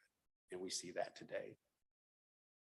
So I'm unclear on the answer. On the answer, I think we would love to keep it intact today because of the work and the need. As you heard from the testimonies of some of the residents, they want this plan versus the other plan. It's been a long conversation for almost 2 years, and a majority of the people who participated opted to keep it together. I think my hesitation today is not seeing enough of that testimony, and whether that's written testimony or folks coming forward. Want to get into personal Thank things. you. I really just want to see where that kind of momentum is behind community support for this. I think that would make me feel more comfortable, particularly on the residential side. On the commercial side, it feels like there's some pretty good coalition building with 2 very different parties. So I feel like I fully support the commercial piece of this, and could be an opportunity to work together, which I think is necessary, but I'm just not seeing the groundswell of the residential piece. From my perspective, this has been one of the most confusing presentations. I would have appreciated you to come in and just give us the benefits, the pros and cons, how the programs are going to work together and so forth. I'm unclear what I'm even voting. So my perspective has been, and then I've heard that there maybe hasn't been community input and so forth. So I'm certainly not willing to vote on an approval today because I'm unclear on what we're even voting on and what the benefit is to the West Side community on what your plan is at this point in time. I would have appreciated something to come in to be a little bit clearer on the benefits and the cons of it as well, to especially with the low economic income community. Certainly I'm worried about gentrification on the west side. I think that's been an issue for a while. So right now, I'm unclear on what I would vote for, so I would be a no today. So I would appreciate maybe as a continuance to come back and give us a clearer presentation on the pros and cons and what you're doing. Maybe a little bit more track record on what HEDC has done as well. I think there's been a number of things. I don't want to muddy that water, but I would just appreciate maybe some of the benefits that you bring providing to the community as well. Would be very beneficial from my perspective to look at a vote. I'd like to continue it too. I think it's a big decision to make. And I think we've seen a lot of controversy about it. And I think to come in with just a 5-slide presentation, I don't think is super helpful. I'd also like the positions of the current council people, either in writing or in testimony. Because going back to the east side one, it's a lot different, and it's not just kind of waltzing in here and saying that this is a great plan and we should do it, but there needs to be a little bit more thought and thinking through this. And I would encourage you to talk to Mr. Duffy, who has years and years and years of experience of working on abandoned homes and all these different legislative actions to really kind of fine tune whatever the final proposal is. And then I would echo the community engagement. I would like to have some sort of clarity on the neighborhoods in the West. So maybe there could be a whole presentation, because I am like, it comes up every project and I don't know what to believe or who to believe on what neighborhoods exist and what neighborhoods don't exist and how they work together. So I'd like to continue it to get more clarity, and either clarity on support, clarity on the program, and kind of how you move forward. I think I want to add that, you know, what we're being tasked with is to determine blight. And I feel like there's sort of a counterintuitive nature to this. Like, I put blight on one end of the spectrum, I put gentrification and anti-displacement on the other, meaning, you know, we look at projects that are in certain areas of town and we want to see investment there, and there's the but for, if this didn't happen, there wouldn't be investment.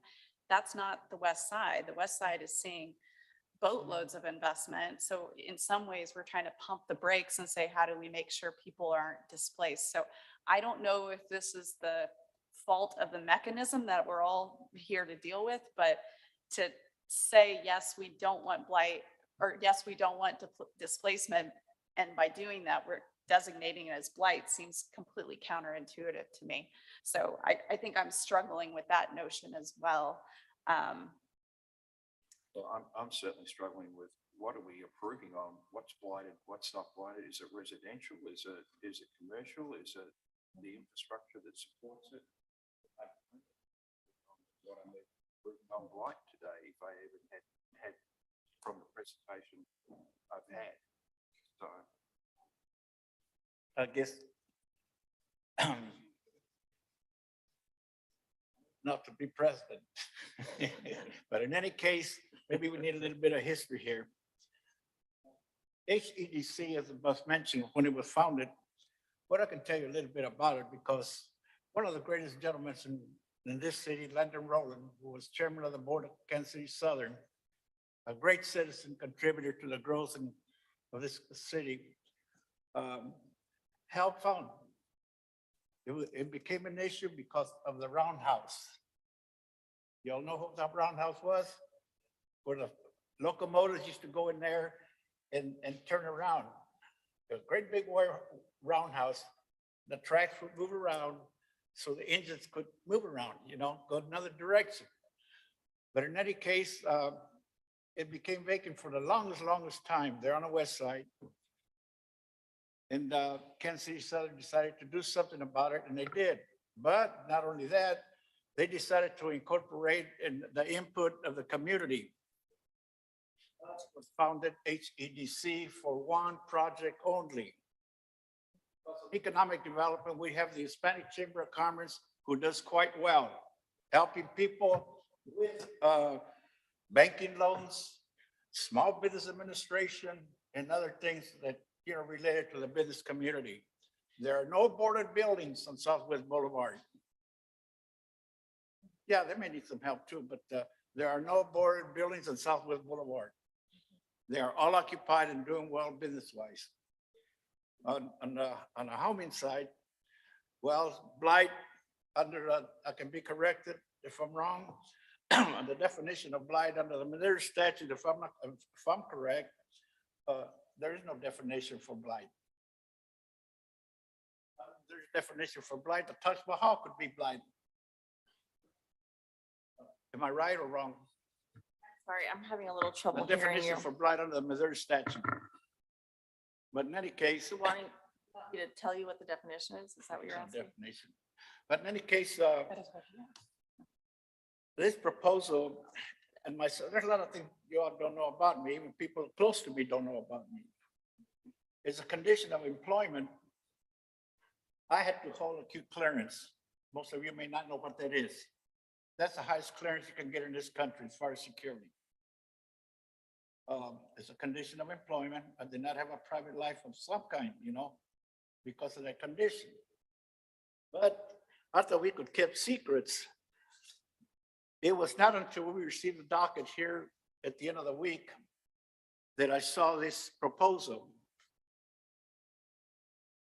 This is a great secret. I never even heard about it before I came, got the docket. And I never heard of anyone calling meetings for this particular project in the community. I thought I could hold my ears to the ground pretty good.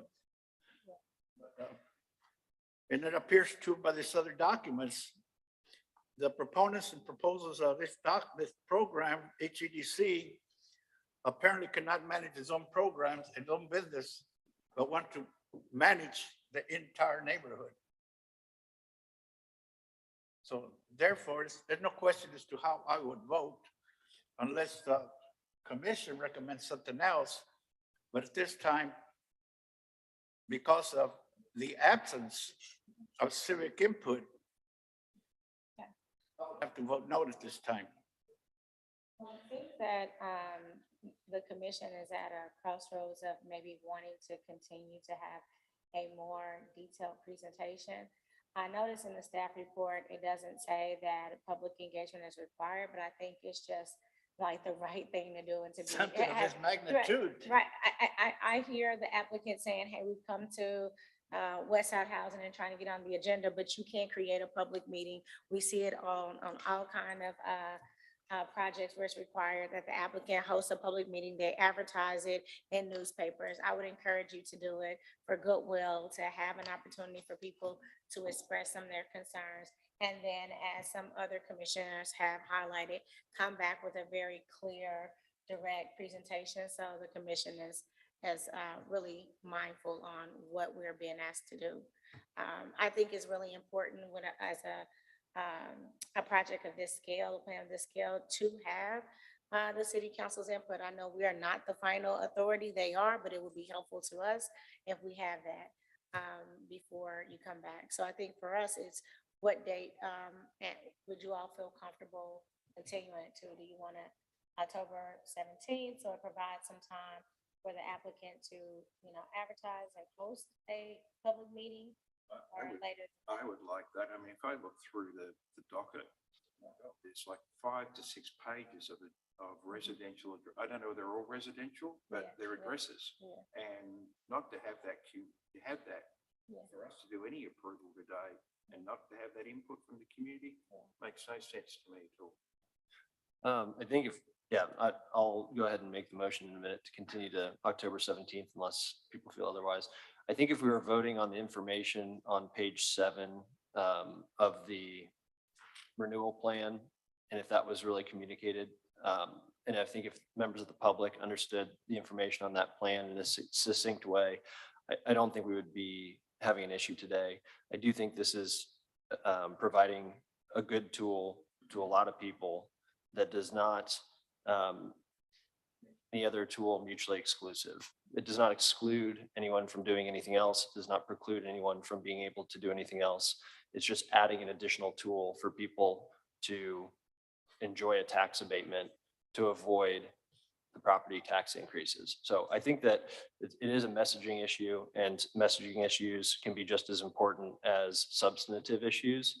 And so for that, I'm happy to continue this as well, but I would encourage the applicant and others to really dive into the specifics of what this does and doesn't do so that there isn't the confusion and fear about what's being done. I don't think this is a stalking horse. I don't think there are other issues at play here. And so I think we should just make sure that the next presentation is extremely clear as to what's being done. And if no other commissioners are opposed to that, I'll go ahead and make the motion. Can I ask a quick question? Oh, sorry for Commissioner Beasley. Yes. I know it's been mentioned that it's another tool and it would give people options. Is one of those options being able to bundle both plans that are both tools for a project?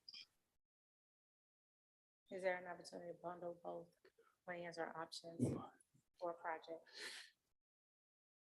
That's a great question, and I would have to defer back to the EDC on how those plans can be structured. I don't believe so. I think it's one or the other. So then I do agree with sending it back for people to understand what their options are. Thank you, Commissioner Beasley. I do have one question. Commissioner, you mentioned that you want to know more about the project, and I've got to ask this for my naiveness. I was scolded by Commissioner Rojas earlier this year when we talked about our 9 townhome project. I asked him in public and you said, do not talk to you in public about a project. How do I do this with your commission? Do I schedule a meeting to introduce this organization, introduce this project to your committee? I will give that to Sarah. It's a very fine line. We are really careful about how much information that we take in outside of the commission so that we're not biased. Yeah, you can't have any discussions outside of a public meeting. Everything, all of your discussions with commissioners needs to occur in the public meeting. So do I request to do a presentation of the organization, or how do we get the information about who we are, what we do, and the impacts that we do make? I mean, you'd have to come back and present that in a public meeting. Yeah, that can't happen privately or before the next meeting. Just want to be clear. And it also can't occur through email either. It needs to all be public. You all haven't received anything from me for that reason. I think Mr. Rojas did give me a hint of advice there. Thank you. But the relationship pieces, like just getting to know each other, knowing the value, what your mission is, shared values.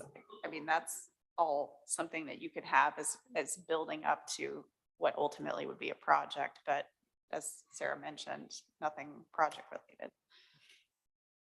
I don't want to misstate that, but I feel like what we're kind of missing in this conversation is some foundational issues in terms of how each of these organizations relate to one another. That certainly should be discussed with everyone involved. But then I asked, how do we do that without breaking the rule? I think my guess is that if I were in Commissioner Rojas's chair, I would think that if I had heard and seen in multiple newsletters or emails that there were meetings going on about such a plan, he could either choose to go or not go.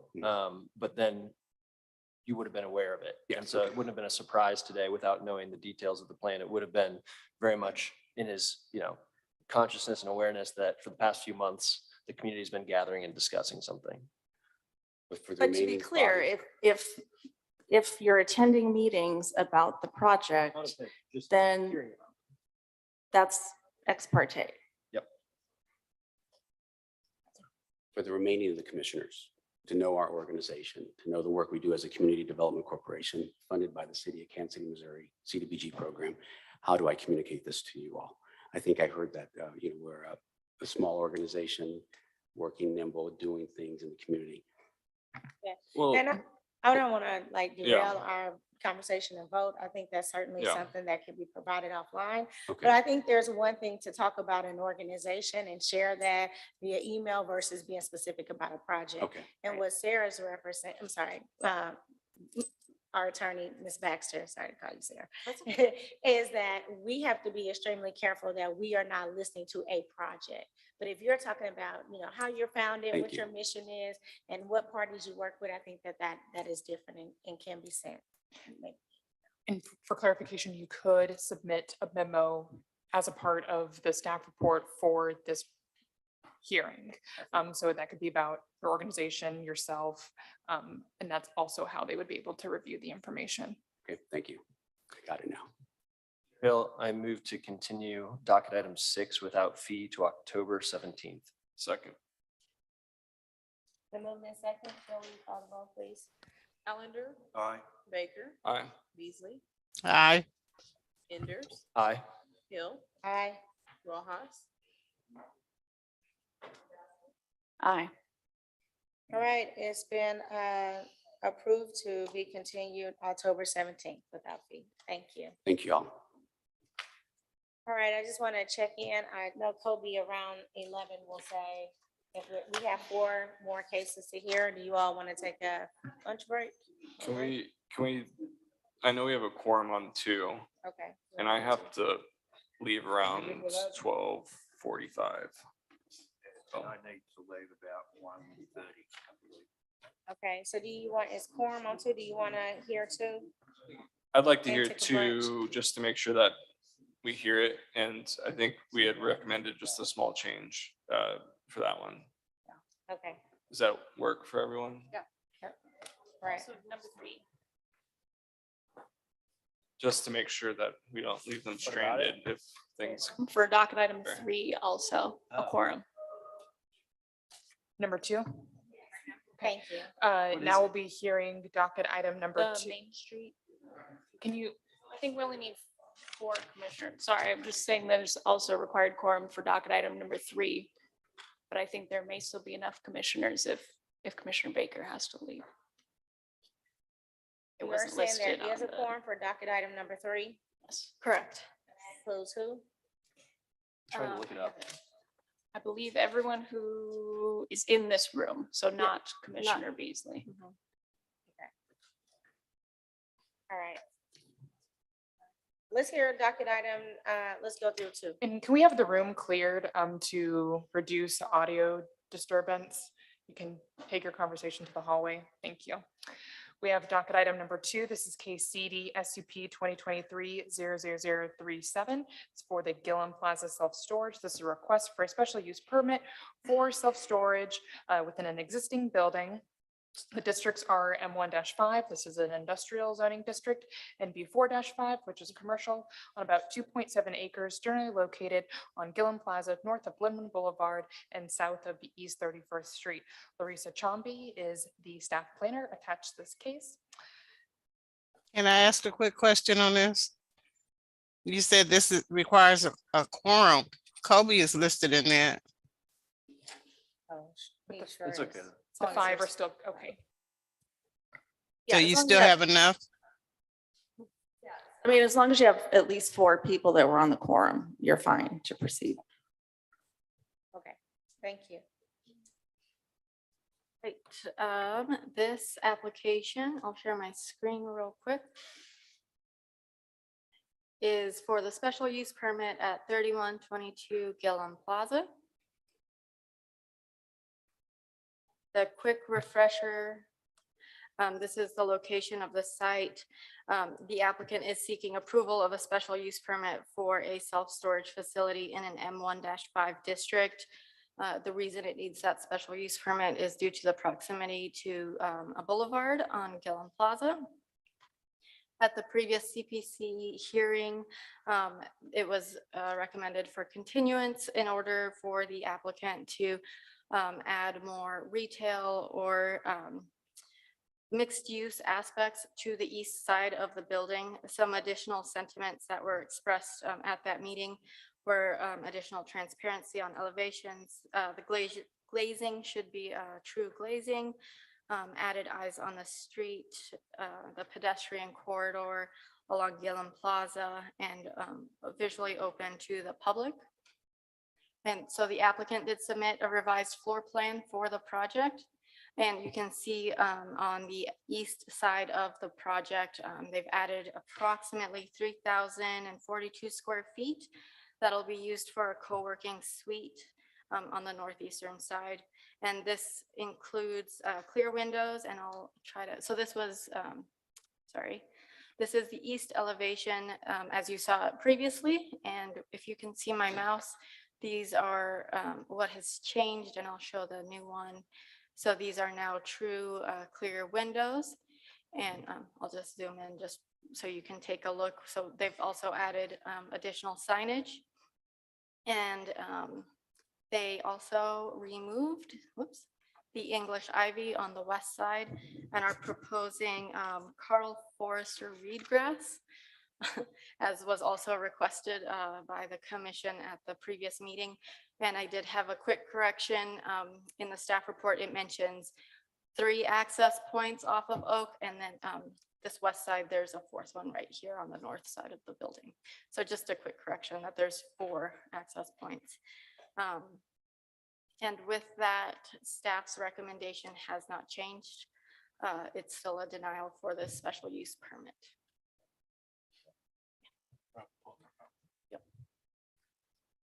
Okay, thank you for having us back. Again, my name is Eli Johnson with Blue Ribbon Capital. As you recall, won't go through all the facts since we're just here 2 weeks ago, but again, this is an adaptive reuse of a functionally obsolescent or obsolete building built back in 1951. So as staff requested, we went ahead and added, commissioners requested, as commissioners requested, went ahead and added a mixed use component. So we've added over 3,000 square feet of what we've called incubator or co-working space. The space will feature a number of private private offices, as well as some co-working space that we'll set up. Conference room, lounge, kitchen, Wi-Fi, all the basic amenities necessary to start or run a small business. The focus, as we mentioned before, will be on the synergy between self-storage and the office suites. So startup businesses or businesses that you may see on Etsy, eBay, e-commerce, tradesmen. Those are kind of the target market that may benefit from having some type of warehousing and storage, as well as having a spot to do some work, shipping, things like that at the location. We've added some additional bicycle parking to accommodate the additional people who will be working in the building, both in short-term and long-term. And the parking requirement at this point is still over 2 times what's necessary with the change in use for that space.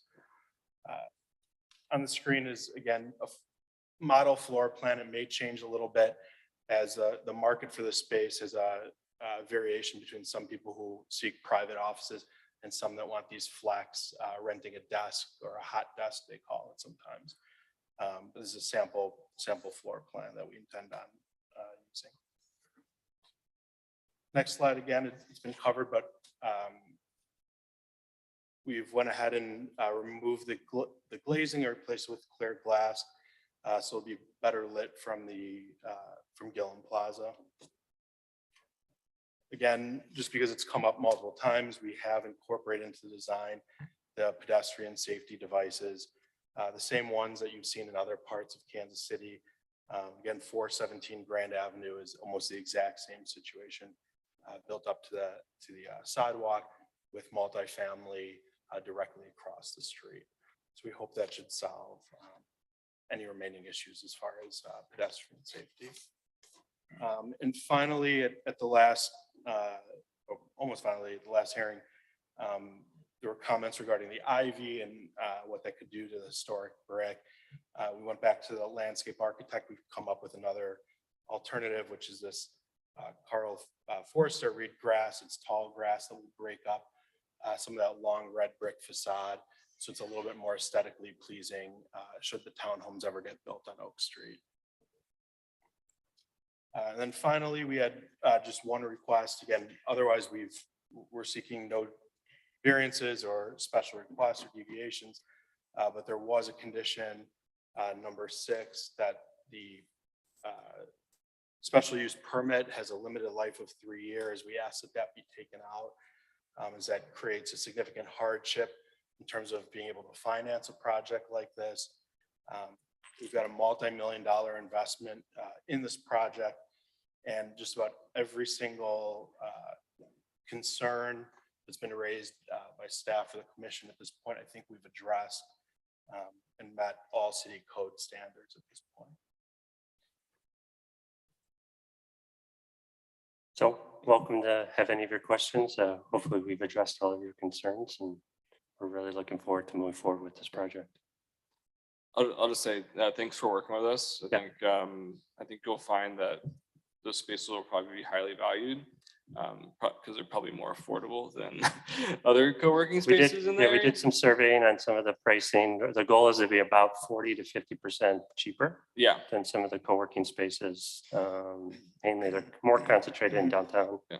There's some in the Country Club Plaza, but we're hoping to come in at a lower, more affordable price. Yeah, and I think people will respond well, and it's in a great neighborhood that people can walk to restaurants, and you guys can probably steal the political campaigns that use the building above you, and they could use your storage for yard signs and things like that. So they're just the unsolicited tip. But while I'm not super pumped about self-storage, I think reusing the building is a great thing, and thank you for working with us. You're welcome. Any other questions? Well, I'm a big fan. I'm really excited to see this come together. I think it's just exciting to see that facade get animated in a way that we hadn't originally thought the building could, and reusing the building, I'm always a big fan of. So, yeah.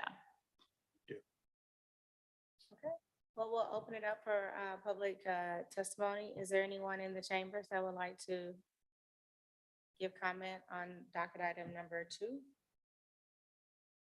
Is it? Yes, if you will, make your way to the podium. Please state your name and address for the record.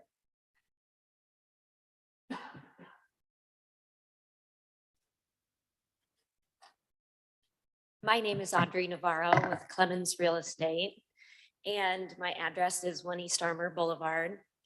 I'm also a property owner in this neighborhood and own several apartment buildings and commercial buildings in the corridor. And I just wanted to share a couple of things that I think are really important that we haven't talked about in as much detail, specifically about parking. I think that one of the things in this area that we're struggling with all of the different property owners with is parking ratios, and this use really helps us reduce that parking demand. So I just wanted to share those thoughts. Thank you. Anyone else in the chamber? Is there anyone online that would like to give public comment to this docket item? One has raised their hand on Zoom. Testimony and return back to the commissioners. If there are any other comments, we can take those down or take a motion. I'd still like there to be a cap on the special use permit. And so I think that 3 is really short for the amount of investment they're going to be doing and to determine if this is the right use for the neighborhood. But I wouldn't want to relinquish the opportunity to look at this again in the future. And so I would ask you all what you think makes sense. Yeah, I'd throw out 5 or 7. I think 7 probably gets them the financing that they need. But I just wouldn't want to make it indefinite. Can I ask the question back to you? Yeah, our lender has told us they will not provide a loan for this project if we have to come back. So, I mean, I understand where you guys are coming from. You know, we've been, I hopefully consider us a really reputable group to work with. but we cannot move forward if that's the case. Again, the issue is there's multiple units, and as they fill in and rent up, there's the risk for the perceived risk from the lender, again, that we come back here in 5 years, 7 years, whatever it is, and there's another condition or something put on it, and then what do we? The commissioners may change, attitudes may change. It really is critical. I mean, almost, it is a deal killer. We can't move forward with that. But what would make sense from a length perspective, from a financing perspective? Told us if there is a condition on it, they will not provide a loan. Sorry? Any condition. No No, condition. I mean, we've done the research. Yeah. So I would think that, you know, there are lots of different financing tools and a lot of balloon loans that would be 5 years, which would be typical of this, you know, maybe not typical, I shouldn't say that. I think the other opportunity that we need to think of as a commission is the downside that it doesn't work and it isn't invested in, and they decide that this isn't a project that's worth you know, carrying out to the degree that they anticipate. And then all of a sudden we're stuck with something that's allowed for an indefinite amount of time, and we don't have the opportunity to review it. And so I think we have to preserve that opportunity when we're putting something that staff doesn't recommend, that isn't recommended by the area plan on a boulevard. I mean, but the special use permit is tied to the specific plan itself. Correct, sir? Sarah? Yes, I mean, I'm not, So like, special use permit runs with the land, correct?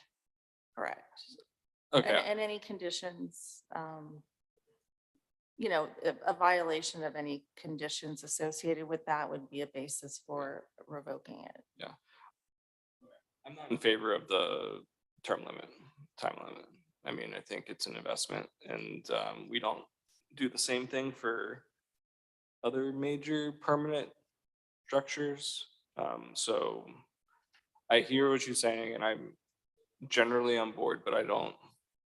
But my issue is it's self-storage. I mean, I'm not a big fan of self-storage, especially in that area. I think the office space is good, but I can't believe that there isn't a period of time on a special use permit that we can't put in from a financing. Hell, I deal with financing all the time. And there's got to be a period of time that is going to work for the building, the lender, and so forth. It's not 50 years, I don't think. Somebody can tell me if that's different, but I'm guessing it's somewhere between 10 to 15 that you'd be able to get finance, and you're probably going to refinance in that period of time in any case. So I'm just struggling with when you say it's not going to go forward because there's a period of time that doesn't work for you. I'm telling you, they've told us that they will not finance the property if there's a condition time limit on it. We've also done some research. We look back at some of these special use permits around storage and warehousing. We only found one that had a condition on it. It was 5 years and it was for covered outdoor storage. And we're planning to invest millions of dollars into this property. And it's just, frankly, it's too much of we can't take that risk. Our lender is not willing to take that risk with us. So go ahead.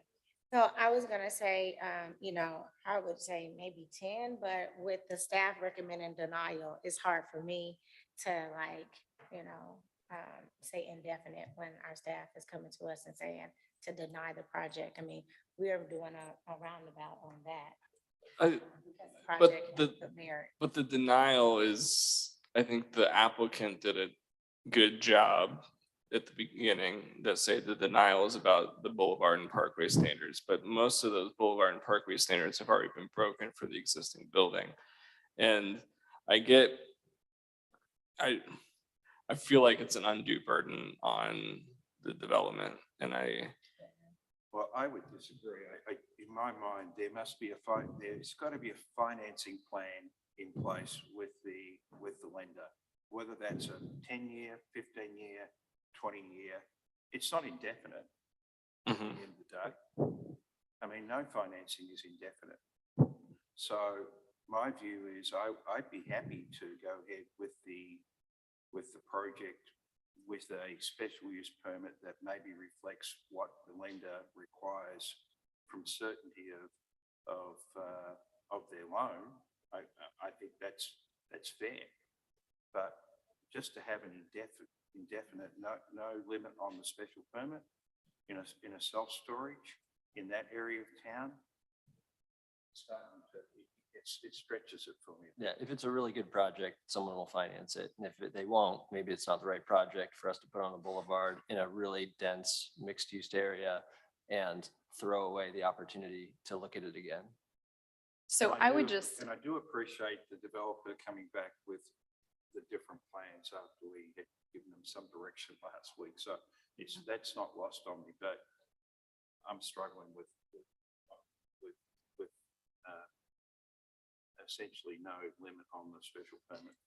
so I guess the logic that I apply here is that normally we side with staff, particularly when there's denial. Like, we take that really seriously. I think what we saw collectively is that, and what was presented really well, is that this is a building that has a ton of structural considerations that really limit its ability to perform for other uses. And I think you provide a lot of evidence on that.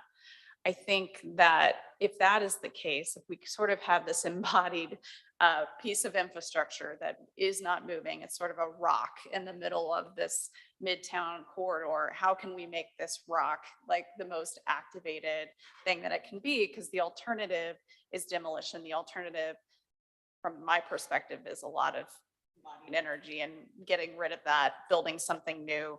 And the likelihood of that happening seems low. From my perspective, I think this is the best way to activate what could otherwise be a very hard to move property, whether that's demolition or reuse. And so I'm fine with not having a limit, because I think it really does create a new kind of use that would have otherwise not been there. And I really do respect and want to give deference to the fact that you all have worked so hard to activate that in such little time between our meetings to say, yeah, this is what we can do and we can accommodate it. So that's my perspective. That may not be the perspective of others, but I feel like this is going to be a very difficult property based on the evidence presented to move in a completely different direction 20 years from now or more. I'll add that the property to the northeast is now a property that came before us is finally being torn down, and they're putting a very dense mixed use residential building there. And in 10 years, the right investment for this space might be residential. And that might be the right use for the time is self-storage in between.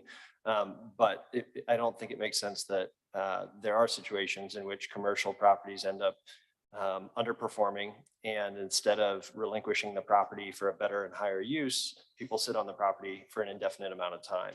And there are plenty of buildings in Kansas City that plague neighborhoods that have not been reinvested in.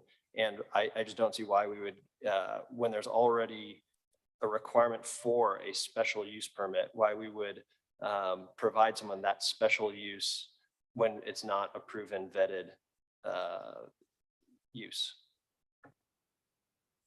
Just go back to like the building you're citing, very different construction type, very different feasibility in terms of revamping it. I just don't see that happening. It was a full demolition. So I mean, Yeah. and I get that this is an expensive demolition, but this is a much larger piece of land. And so it could be, I mean, if you go up 6 stories, I'm sure you could make it financially viable at that point. And I'm not saying that's what they need to do at all, or that their project, but again, I just wouldn't want to lock ourselves in.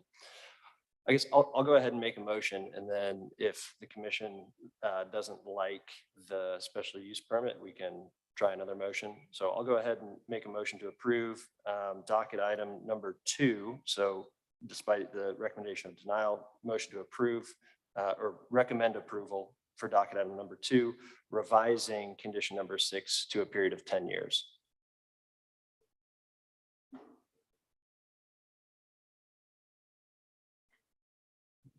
There a second? I don't know if the chair can second. I've never seen Kobe make a second. Yeah. You can, if you. I second that. I would just like the applicant to come back and just tell us.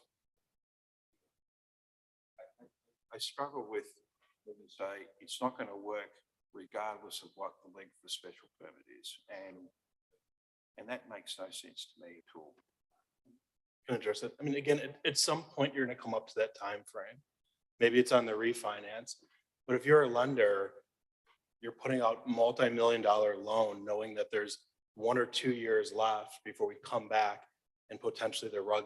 I'm not saying it'll happen. Again, it may be different commissioners at a time, but it leaves the door open that the rug can be pulled out from under us, saying, you've had this self-storage building, it's run well, you guys have paid your debt, but for whatever reason, new commissioners don't want self-storage there anymore.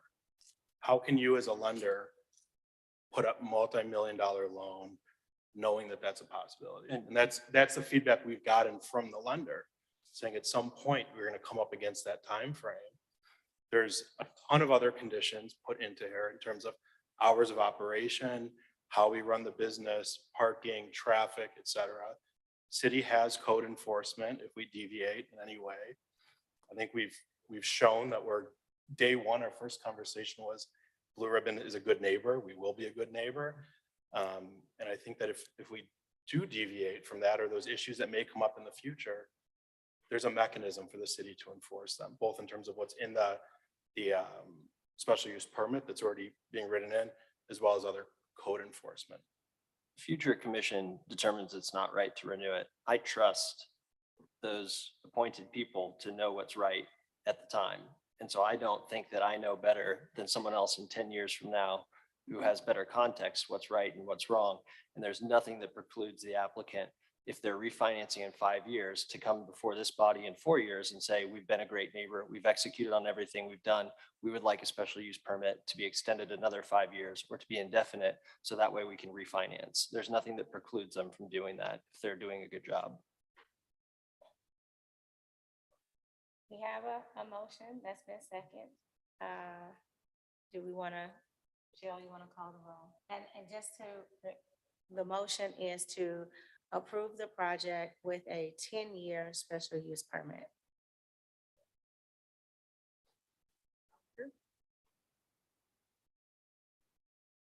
Yes.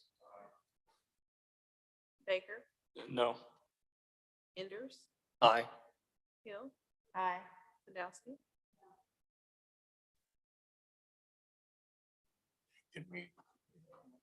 You're not on the. Yes, that's. There was a quorum. Passes. Okay. I was like, Rojas is not part of the. So that's the, we're a recommending body here as well. Yeah, Correct. yeah. This is not your final stop. It has, just so you know, but the motion carried that there will be a 10-year special use permit on this. Your next stop, I believe, the final is the council. No, PZA. Board of Zoning Adjustment. This recommendation goes forward to the Board of Zoning Adjustment, PZA, and sorry. they make the final decision. Okay. Trust there. All right. Thank you. All right, is it the pleasure of the commission to take a break and to do maybe a 20-minute lunch and try to get back for the case 3 so that you can participate? Are you part of the quorum? We didn't get who's part of the quorum. Who's? Genevieve, do you know who's a part of your quorum for item 3? It is everyone in this room, but if Commissioner Baker has to leave, we'll still have 4 Okay. in the quorum. Sounds good. All right, so we will take a 20-minute break and reconvene at 12:25.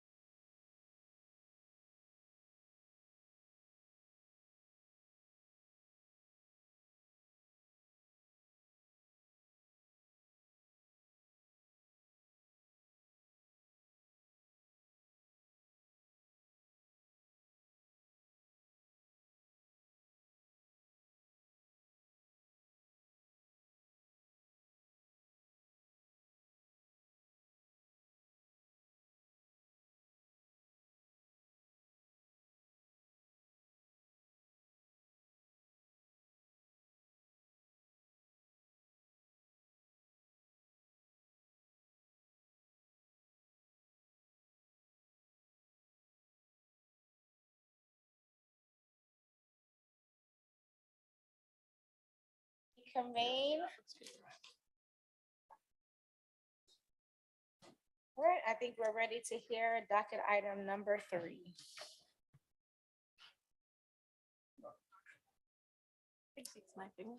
All right, docket item number 3 is case CPC 2023-120, a request to approve a development plan to allow a mixed-use building in District DX-15 on about 0.35 acres, generally located at 1818 and 1822 Main Street. And the staff planner is Genevieve Kahn.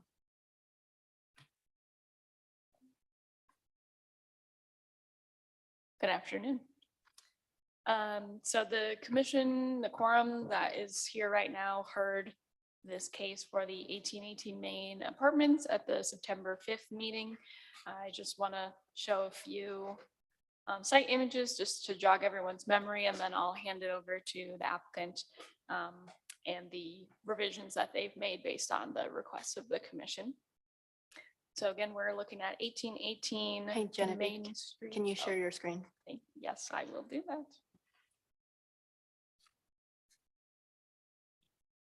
Okay, 1818 Main Street in the Crossroads area, as well as 1822 Main Street, 2 parcels to be combined. And then related to the discussion at the previous hearing related to maneuvering in the alley, I just wanted to show a few street view images of the alley. This black building right here is Michael's, the clothing store. And the proposed development will take place just behind this building. So this view is looking north through the alley. This view is looking south through the alley. This area right here is where the proposed development will go on the left side of the screen. And then we have the existing condo building that was up for discussion and the entrance into their parking garage. And this view is looking south.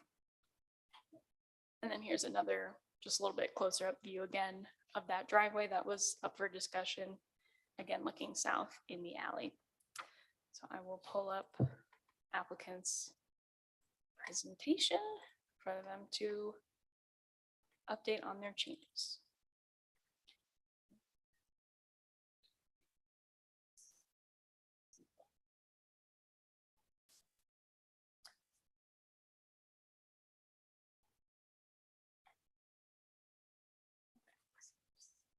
Look, Gretchen Blaine with Generator Studio at 1615 Baltimore, and then I'm John Kopakin with Kopakin Brooks, 1111 Main, ACML. We're glad to be back with you, and sorry I was not here in person. It's been great spending the morning with you, though. And just a couple things, just as a recap, and then I'll let Gretchen do most of the talking. But we've worked with staff, and we're in favor of the plan, obviously, but with their conditions. And then I think most people will remember from last meeting, there were essentially 2 major tasks that you asked us to get back to you on for today. One having to do with vehicular access, especially out of neighboring property to the west, which we're gonna talk about. We delved into with a lot of work and some video and things that Gretchen will go through. And the second item was maybe looking at how we can make some of the facade of the buildings more transparent, i.e. more glazing, something that seemed to maybe have more appeal to you as commissioners. So we're and certainly here to answer any other questions, but those are the 2 main tasks that we were asked to come back to you with some research on and represent our findings. so the first item that we would like to share is actually a video of a variety of cars doing ingress and egress maneuverings from the adjacent property's garage. We did work with the residents of 1819 Baltimore on access and timing and things like that as we were utilizing the driveway. What I would like to note that you see in the image on your screen before I start the video is the orange barricades on the left side represent where the construction fence would be, not the property line. So those are actually in a worst case scenario while construction is ongoing, and then the building would be inset from those. In addition, there is a traffic cone that was added to the extension of the existing yellow bollard on the right side of the screen, and that's kind of the implied end of their property line where it switches to a property owner different from our projects to the north, and a balcony that was referenced in terms of limiting height that you can see kind of coming over the white car. So we have a variety of cars. The video will identify make, model, and then if the commission has questions, we can provide what those sizes are after. Feel free to ask me to pause if needed. You show this to people who live in that building?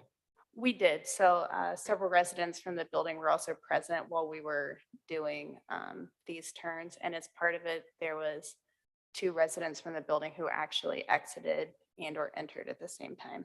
Did this provide any comfort to anyone?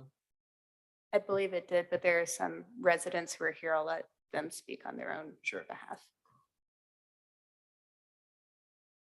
I think, and as we mentioned last time, we're sympathetic to some of the issues, and I think this was very helpful even for us in dealing with some of the unknowns of does this work, does this not work? People are concerned.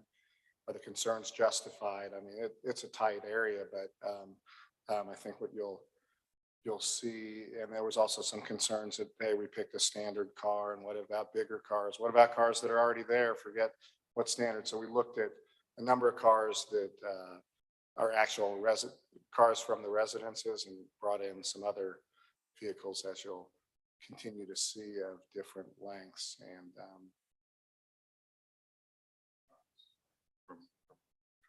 it is, it is tight. I mean, you got to way slow down to get in and out of there. So no doubt about it, you got to be careful.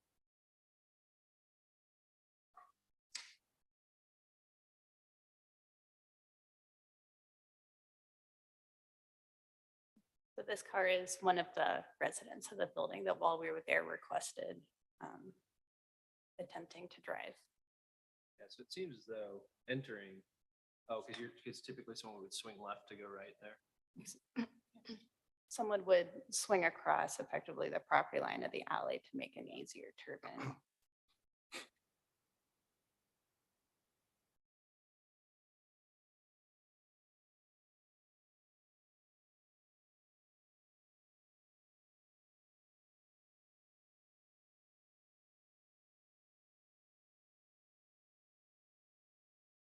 So for reference, the truck is 82 inches wide.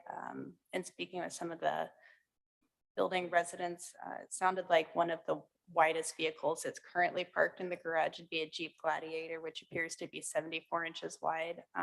I was one of those cars that drove the alley, and width is almost more challenging than length. And I think that's kind of what the centric truck that you saw, we had it on site, so we figured we would try encountered. I presume the truck came back out of the garage? It did. It backed back up You the know, alley. and length, the truck's 232 inches long, and just for context, like an Escalade is 212 inches long. So it's, but as Gretchen said, sometimes it's the width, not just the length. So we had 6 or 8 different types of cars going in and out of there that were able to maneuver the turn. Well, this is very helpful. I think this really makes it a lot clearer on how this would work, and I hope that neighbors found that to be the case. So, yeah, thank you for doing that. Yeah, talk about the transparency or the facade issues. Yeah, I just wasn't sure how to navigate between.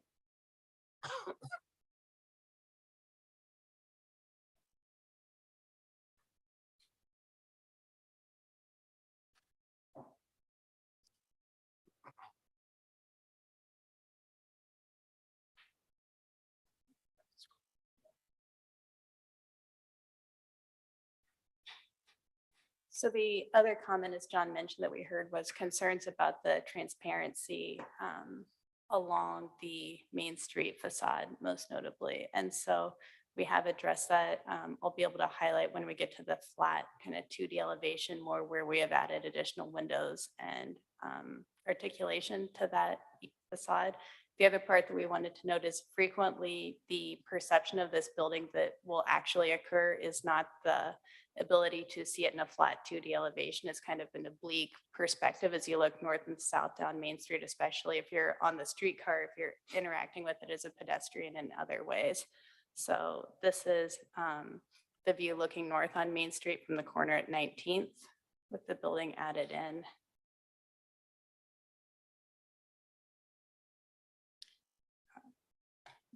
There we have more of a pedestrian level experience. This would be from the vantage point it's taking to be actually on the streetcar here in the middle of the street here.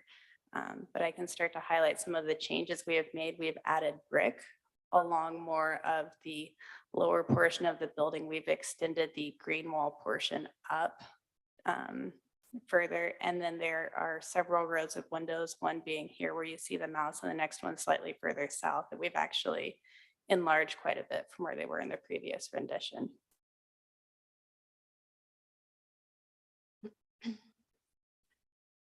For comparison, here we have a side-by-side study. So the previous version is on the left side, the revised one on the right, where we have enlarged windows, we have increased brick, and then also studying additional articulation across the panelized system with the change in coloration and approaching scale.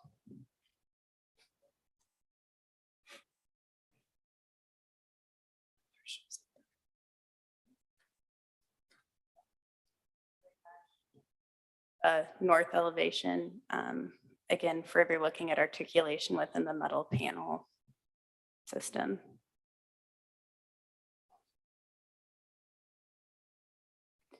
When we get to the west elevation, we did similar modifications that we did to the north, where we have actually increased glazing sizes as it looks to the west facade, and then added the additional contrast and articulation to the metal panel.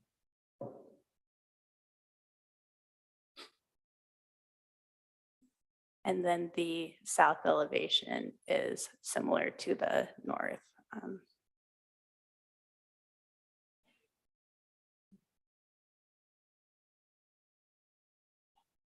And then for a final supplement, we just have another perspective showing the building and overall Crossroads context.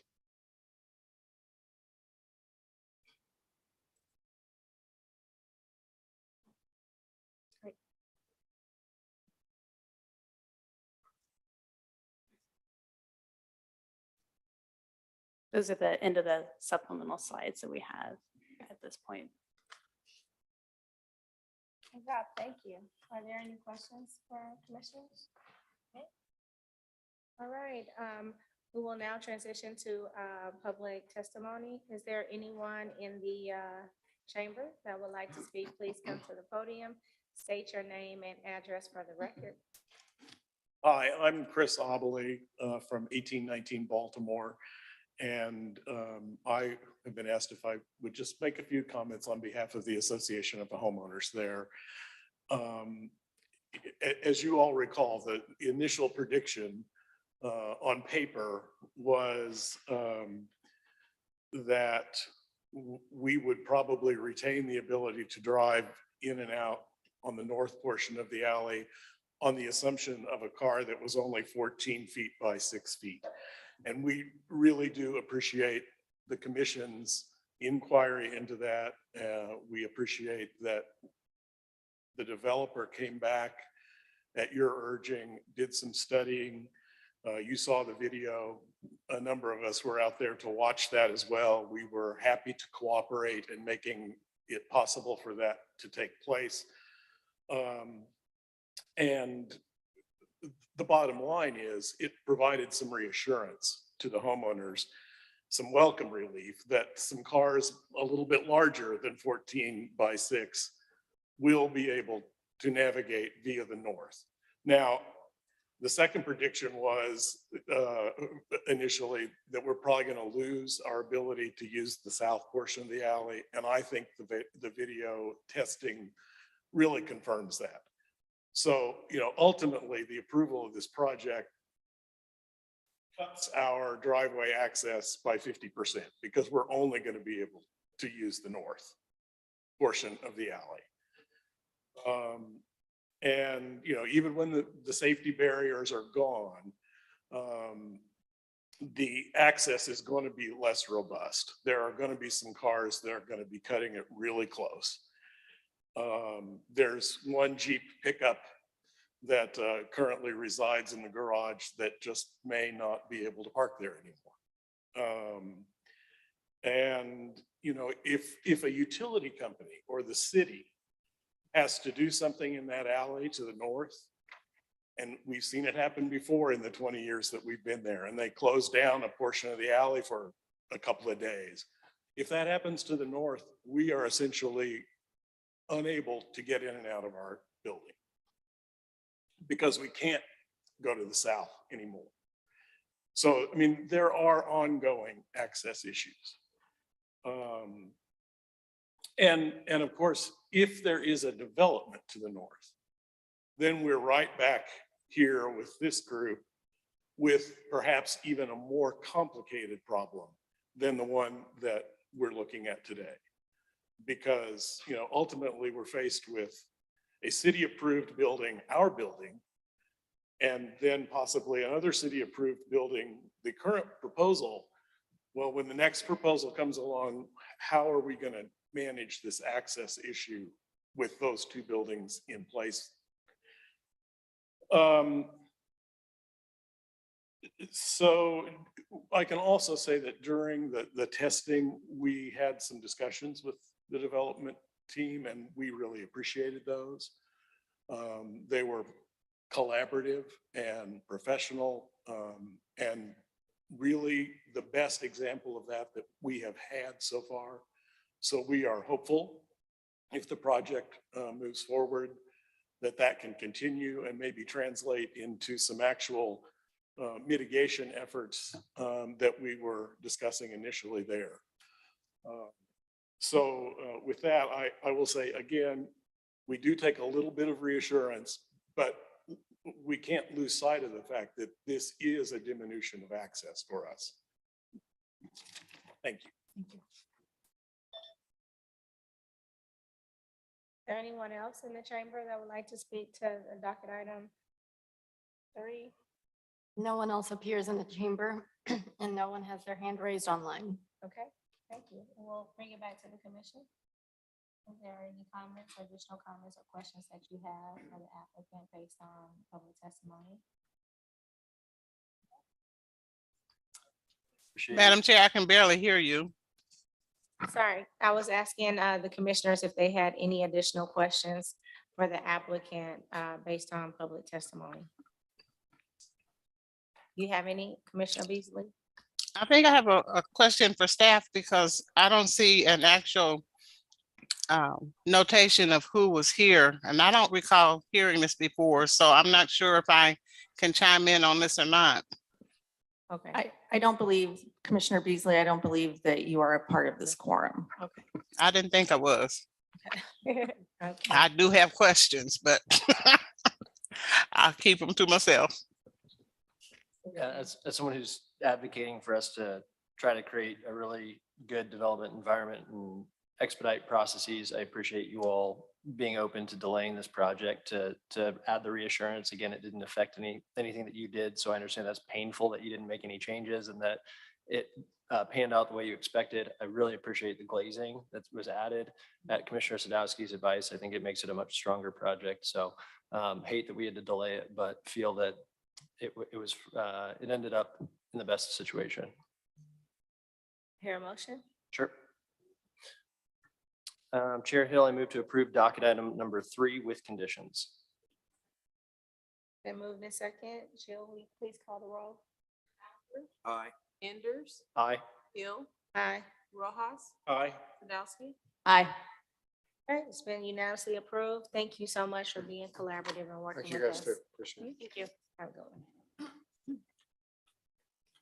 Docket item number 4. Docket item number 4 is CD-SUP 2023-00038 for the Kindler Hotel. It's a special, a request to approve a a request to approve a special use permit for a hotel along a boulevard on about 0.12 acres, generally located at 1108 Grand Boulevard. And Anna Naniski is the staff planner.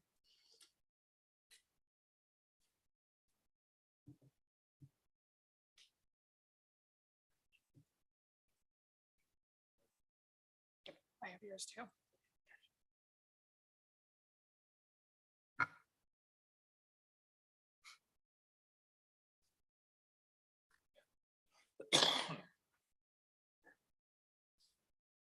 Thank you. Okay, so we have docket item number 4, case CD-SUP 2023-00038. The site in question is 1108 Grand Street. It's currently zoned DC 15. And as previously mentioned, the applicant is seeking a special use permit to redevelop an existing structure into a hotel along the boulevard, Grand Boulevard to be exact. The site is located within the central business district of Kansas City, Missouri. Only a few blocks away from City Hall. So we can see a slightly zoomed out location over to my right. You can see City Hall, my cursor, and then a few blocks west on 11th Street, site in question, zoomed in with the yellow boundary. This is a site plan for the subject site, not a lot of detail because as previously mentioned, this is the redevelopment of an existing structure. The existing structure in question is listed on the screen. It is sandwiched in between an existing structure and a parking garage. And there's going to be 35 hotel rooms in the proposal. I do believe my staff report indicates a different number. That is typo on my part, 35 rooms in the proposed project. The approval criteria for a special use permit is listed on the screen. I'm not going to go into every single item, but just the two that I feel like truly highlights this project. First being C, which is this project compatible with the surrounding area in terms of planning, building scale, project design, etc. City staff, we do like to see redevelopment of existing structures, especially this one in question. It is listed on the National Register of Historic Places. That is good development for our city, as well as item D. Is this compatible with the character of the surrounding area in terms of operational characteristics, operation, lighting, noise, traffic generation, etc. So hotels are very appropriate for a high traffic, high activity area. We know in the central business district, there's lots of events, arenas, restaurants, other hotels in the area. So having this type of lodging use within the central business district is appropriate. City staff, because of those review criteria, we recommend approval subject to conditions. The caveat that conditions 4, 5, 6, 7, and 8 are resolved prior to the Board of Zoning adjustment. These items are, for lack of a better word, it's paperwork. It's making sure that the plans are in good order for what we like to see for our special use permits. So we like to see revised plans for that. And when I went to present this project this morning, I wanted to add a condition that the special use permit was renewed every 5 years. This is not listed in your conditions report at the time. It should have been included before the staff report was generated. So I wanted to add this item. However, I have gotten confirmation from the Public Works Department that the valet, as the corporation of this project, that permit does need to be renewed every single year. My purpose of adding the 5-year renewal period for the SUP was to consider how the traffic and parking situation was going on the site. We know that there have been a lot of investment into biking and new sidewalks and other type of transportation structure in and around the project. So I wanted the renewal period to be a look back at that component of the project. However, since figuring out that the valet permit associated with this project does get renewed annually, I am not proposing to add the condition about the renewal every 5 years, but instead editing condition 15 to state obtain approval of a valet parking zone permit, which is renewed annually prior to the certificate of occupancy. So it just adds more detail to condition 15 to meet the needs of renewing the SUP. And the Board of Zoning Adjustment meeting that this would be considered is October 10th. That concludes my staff presentation. I'll be happy to answer any questions. You are removing the special use permit renewal for 5 years in lieu of the valet.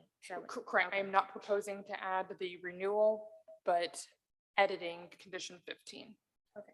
And I can change the slide so it's visible for you guys if that would help. Might help during the motion.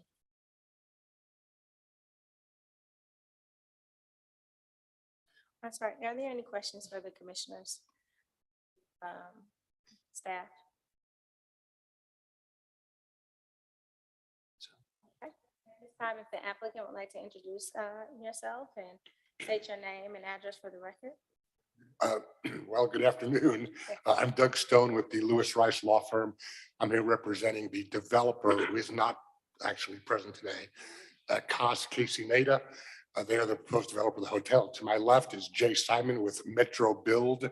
He is the client's development consultant and really is the gentleman who I think will have the dirtiest fingernails in terms of the plans and the details and the like. But before we get to him, I want to say a couple of big picture items and then Jay will take over. I know you've been at a long morning, but you guys did have a break. So, you know, as was mentioned, this is an over 100-year-old building.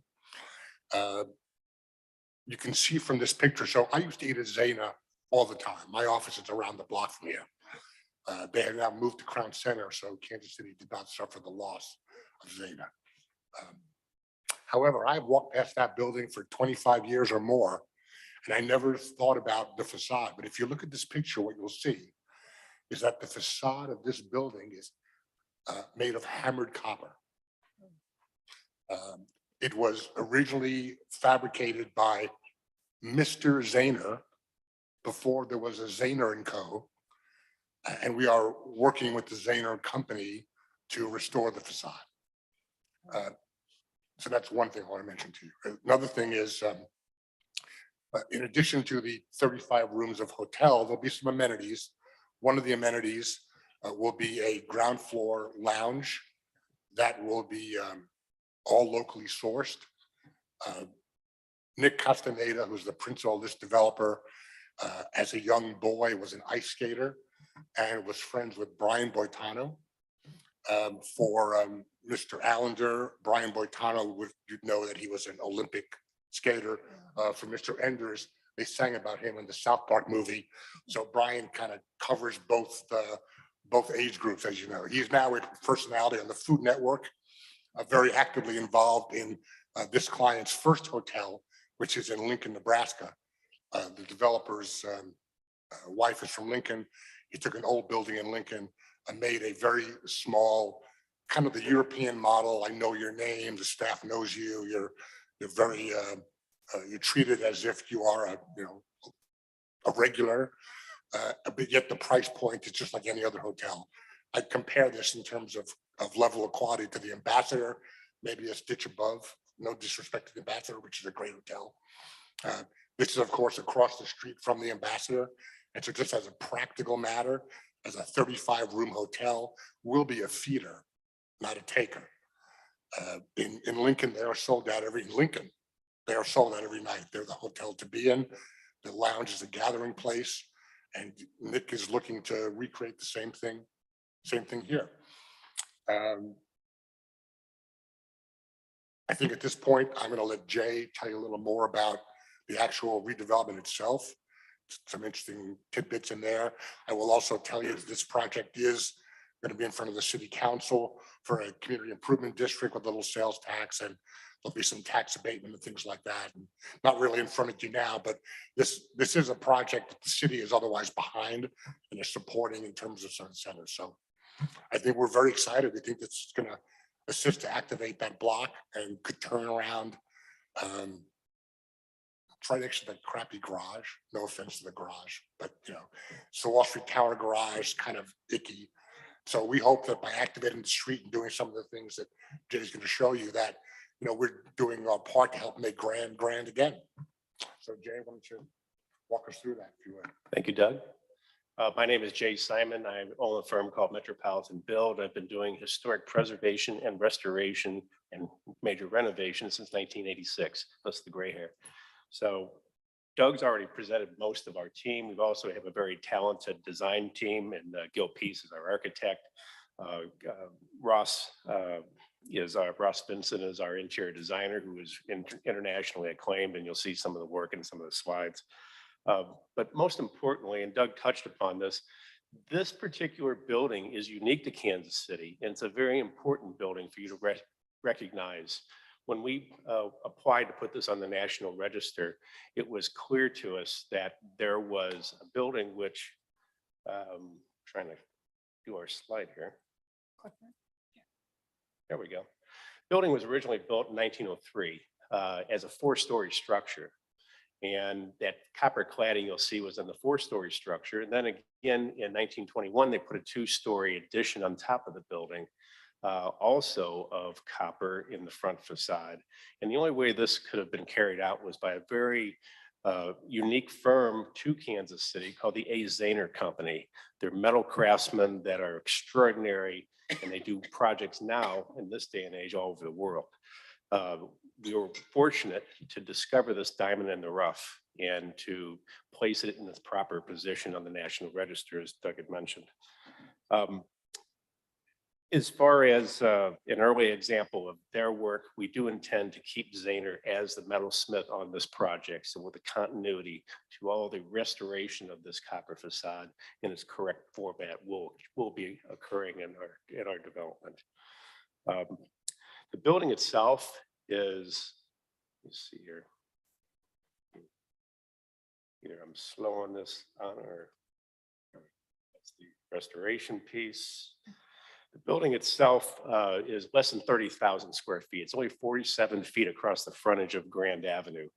But inside of the main floor of the building, we're going to have several very nice amenities. We have a piano bar and lounge. We have very nicely appointed bedroom spaces. The height of the ceilings on floor 1 are 17 feet, and on floor 6 are 17 feet. And if you can imagine sleeping in a bedroom such as this with 17 foot of ceiling height, it's going to be pretty impressive. And I think it'll be a boutique hotel that Kansas City is going to be very proud of. One other feature that we've got, or a couple other features we have, is in the lower level, there is a conference room facility. We have a 7-story atrium that comes down from the roof all the way through the building and into that conference facility down on the lower level. This was something which we worked very closely with the state of Missouri on to preserve its historic character, and certainly it was one which they have already approved on the state level, waiting for NPS's blessing to it, which should not be an issue. We also have a spa and exercise facility and other amenities, as you can imagine, in a first-class hotel. And this truly will be a first-class hotel. There are, as Anna mentioned, 35 guest rooms. And when we did the market study, the one piece that's missing in the Kansas City marketplace are suites. Well, 30 of the 35 rooms that we have are suites, which means bedroom and living room space and a little bar setup. Even the 5 rooms that are not suites are approximately 400 square foot in size. So they're very spacious and very luxurious. One factor I want to bring to your attention too is Mr. Castaneda is very supportive of local businesses. And the one thing that's very important to him is he has already demonstrated in his first hotel in Lincoln, Nebraska, is that he will be buying products exclusively from local vendors and positioning those local vendor goods for the public to both consume and as free gifts of the guests of the house. So that's one thing that he guarantees to people in this room. One issue that I want to bring up to everybody, and some of you may or may not be aware of this, but in the front of the building, there's about a 17-foot deep city sidewalk space. And below that city sidewalk space is a vault that carries all the utilities of the building, such as primarily the water for sprinkler service, the water for domestic potable water, and gas line coming in through the building. Well, that particular area is under the space that I'm kind of putting my arrow to right now on the screen, if you can see that. Under the sidewalk as you walk in front of the building. Yes. Okay. What did I do, Lana? There we go. So just to demonstrate the level of severity that's underneath the vault, and underneath the city sidewalk, you can see the corrosion of the beams, the amount of shoring that has to take place to keep this sidewalk from collapsing. It is a hazardous condition, which we intend to do as our first efforts once we're ready to proceed, probably in spring of next year. The one thing I want to make sure that the committee is aware of is this condition probably exists in many of the adjacent areas down Grand Boulevard. And it's something which I believe that somebody, some way in the future needs to take care of in terms of a street-wide repair. We will, at our expense at this point in time, go ahead and take care of the problem that exists. And what we're going to be doing is putting all the utilities into the building and then pouring it full of lean concrete, and then capping with a beautiful sidewalk facade, which is right over the top of that, which. Brand new, it's new to us too. One second. Okay, just go to the next.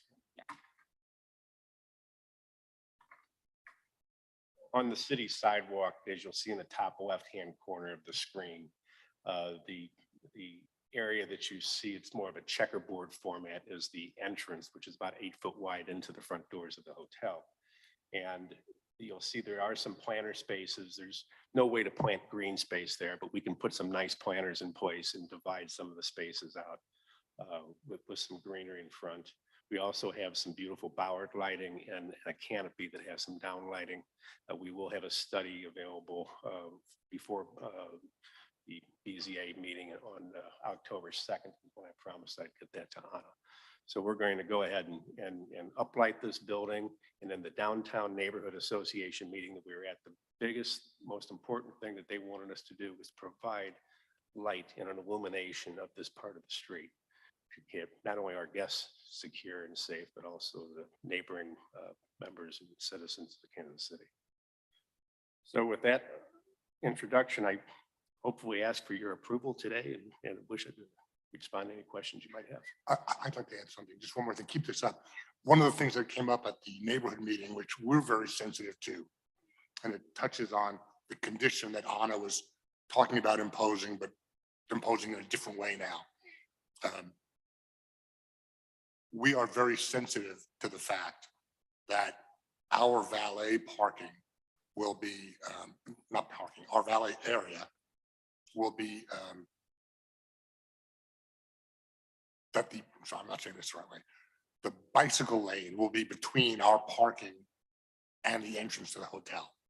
And so one of the things that we talked about at the neighborhood meeting was coordinating with Bike Walk KC and trying to find a way to make sure that people who are getting out of their cars understand that they're traversing a bike lane before they get to the street. But we had a terrific interaction with them. I don't think they have any remaining concerns other than the concern of the desire to work with us and you know, and figure that out. Whether that's some kind of extra striping or a little light of some kind, we haven't figured that out, but we'll work with them and do something that makes sense. That was it. Sorry, I pointed that out. Thank you. Just in general, if approved, when is your timeline to break ground and when do you think it'll be complete? I think as Jay said, there's still some final dotting the I at the National Park Service for the historic tax credits. But once that's done, you know, we would expect to start in the spring. And what is it, 18 months, Jay? Expect an 18-month duration of the total project. Project looks great. Question for city staff and maybe for the applicant as well. As the applicant noted, this isn't the only building in which the basement comes out under a city sidewalk. Is that considered, how does the city delineate between where the property line is when the building extends beyond?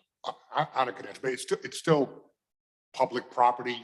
Back in the old days, I mean, really the 1890s, really, 1900s, the city would grant easement, encroachment licenses to come in under the sidewalk and have these utility vaults in there. So they're in the public right of way, subject to, Sarah, is that right?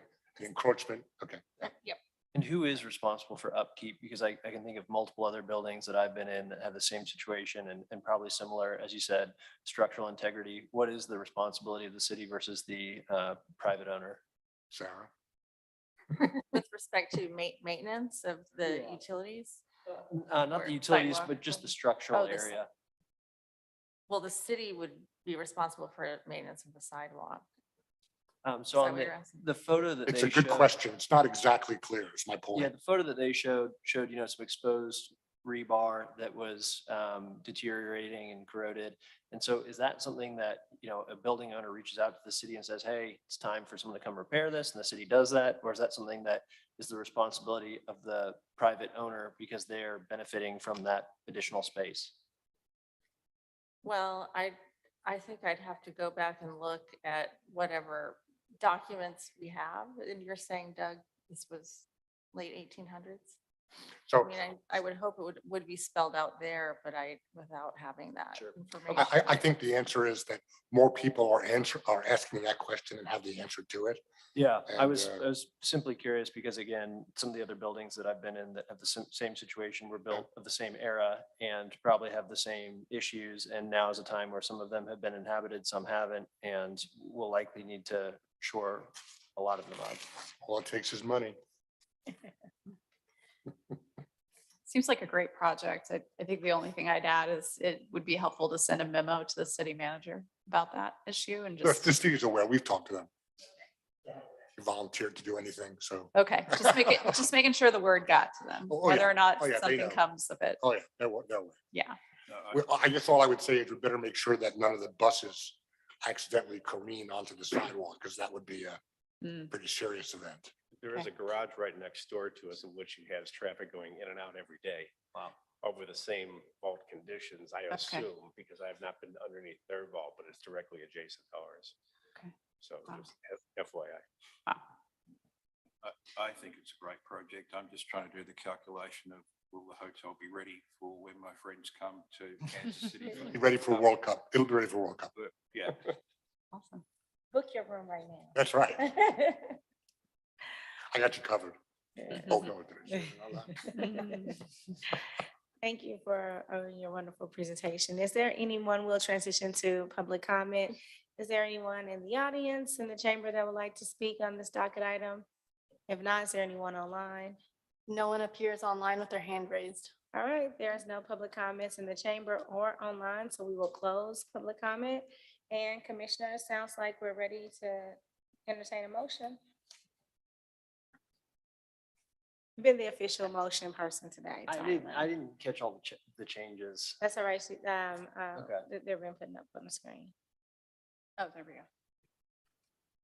If one of you tracked them better, go for it. If not, I can stumble into it.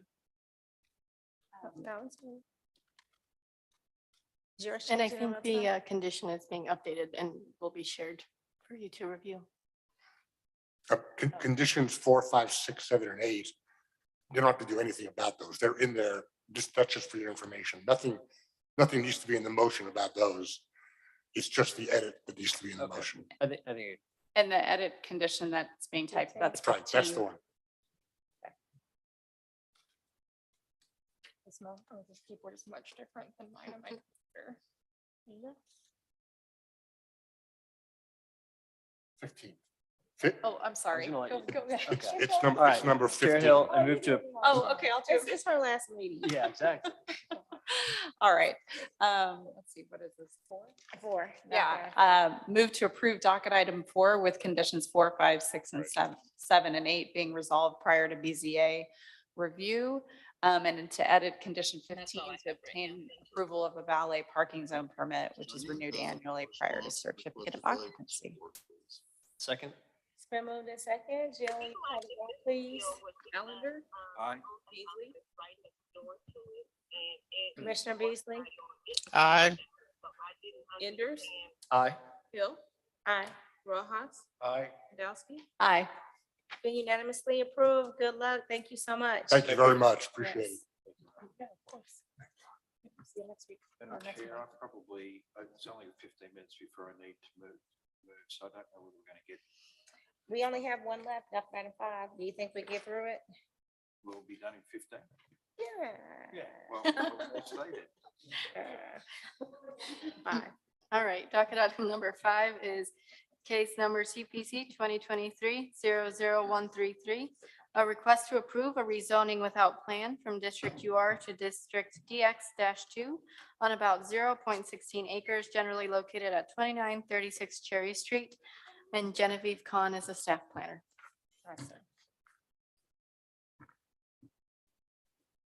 Good afternoon again. This should be a very short case, so be wrapping up very quickly.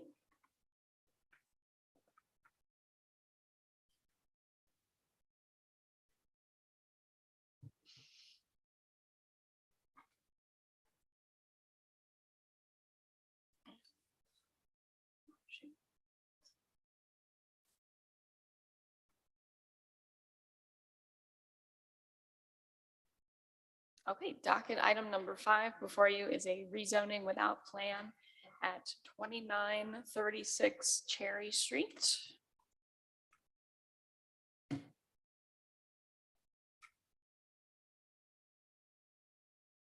Site is generally located between the Longfellow and Union Hill neighborhoods south of the downtown area. Here's the subject site outlined in yellow. It's approximately 0.16 acres, fairly small site. And there are 2 above ground structures on the site that are connected through a basement. So they're separate on the top, but then they're connected underneath. And the request before you is to rezone this property from UR to DX-2, which is a downtown mixed-use zoning district. This is the previously approved Gillum Row UR plan that the site is located within. You can see it highlighted in red here.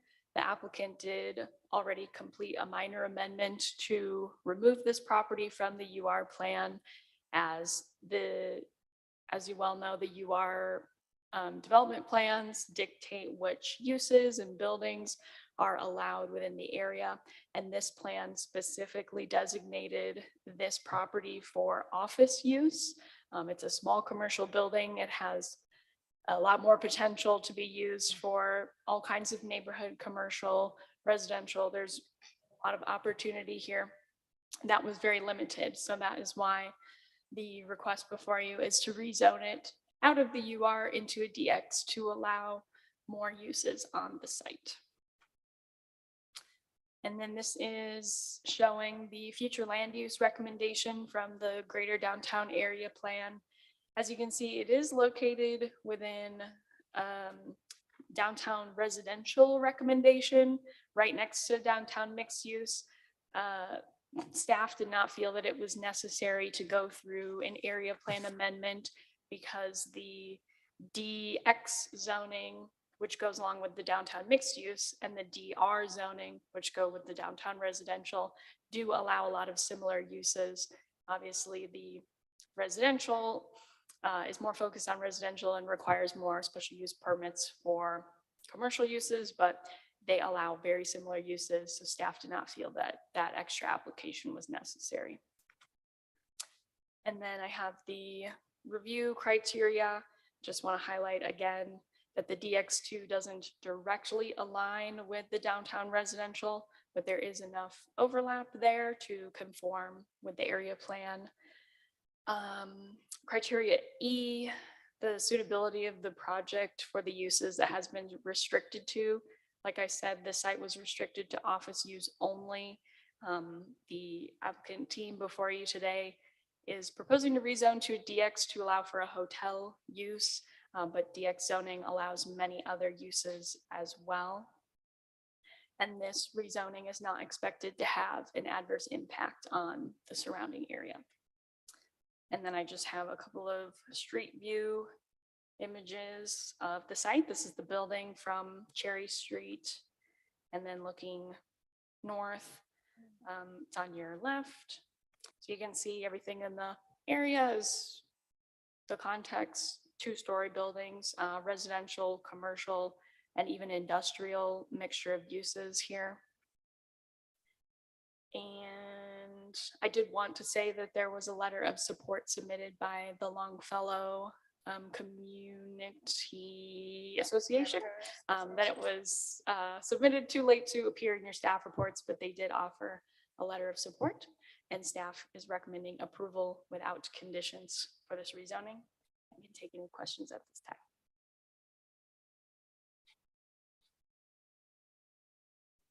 Questions for commissioners to staff? No questions? No. All right, applicants, would you like to introduce yourself? Is there any other information you would like to add? My name is Dale Scott. I'm the owner. I'm also the general contractor on this project.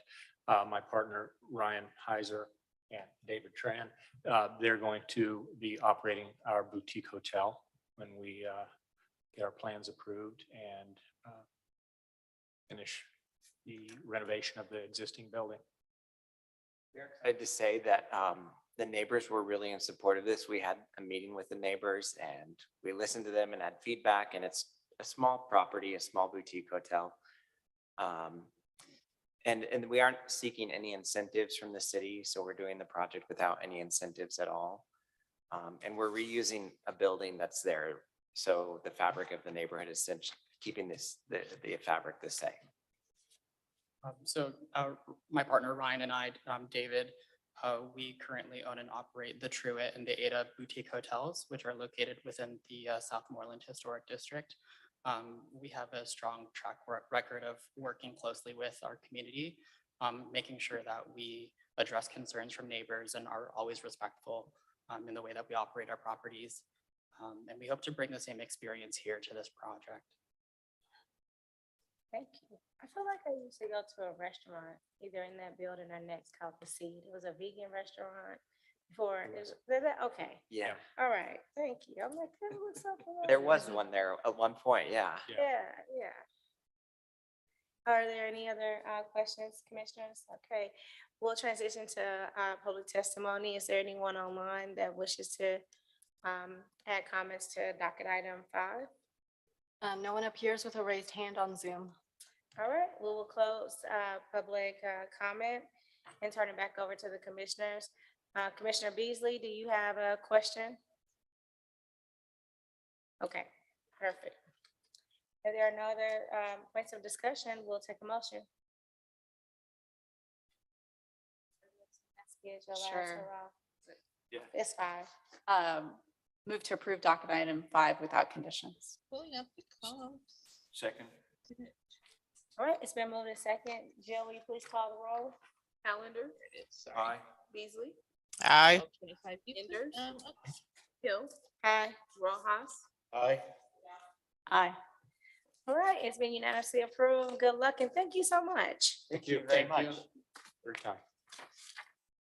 Madam Chair, before we close, I know this is Commissioner Sadowski's last meeting, and I just want to publicly just thank her for her service for the last 4 years and her input into the commission. I personally found it through knowledge. I've been educated, so I just want to thank her for her time and so forth. Much appreciated. Thank you. Absolutely. Awesome. Absolutely. We still expect you to come in, like, give public I'll just comment. come on the other Yeah, side. say, hey, are you thinking about maybe adding glazing to this? or something? What's your brick color? Yeah, we'll need that. Thank you so much. Yeah, Yeah. you're welcome. You're I welcome. wish you well. Thank you, and thank you. Come and see us sometime. I will. I feel like I got a lot of policy ideas that I might be working on the back end now, so we'll see. Yeah. Well. All right, move to adjourn. Thank you. All right.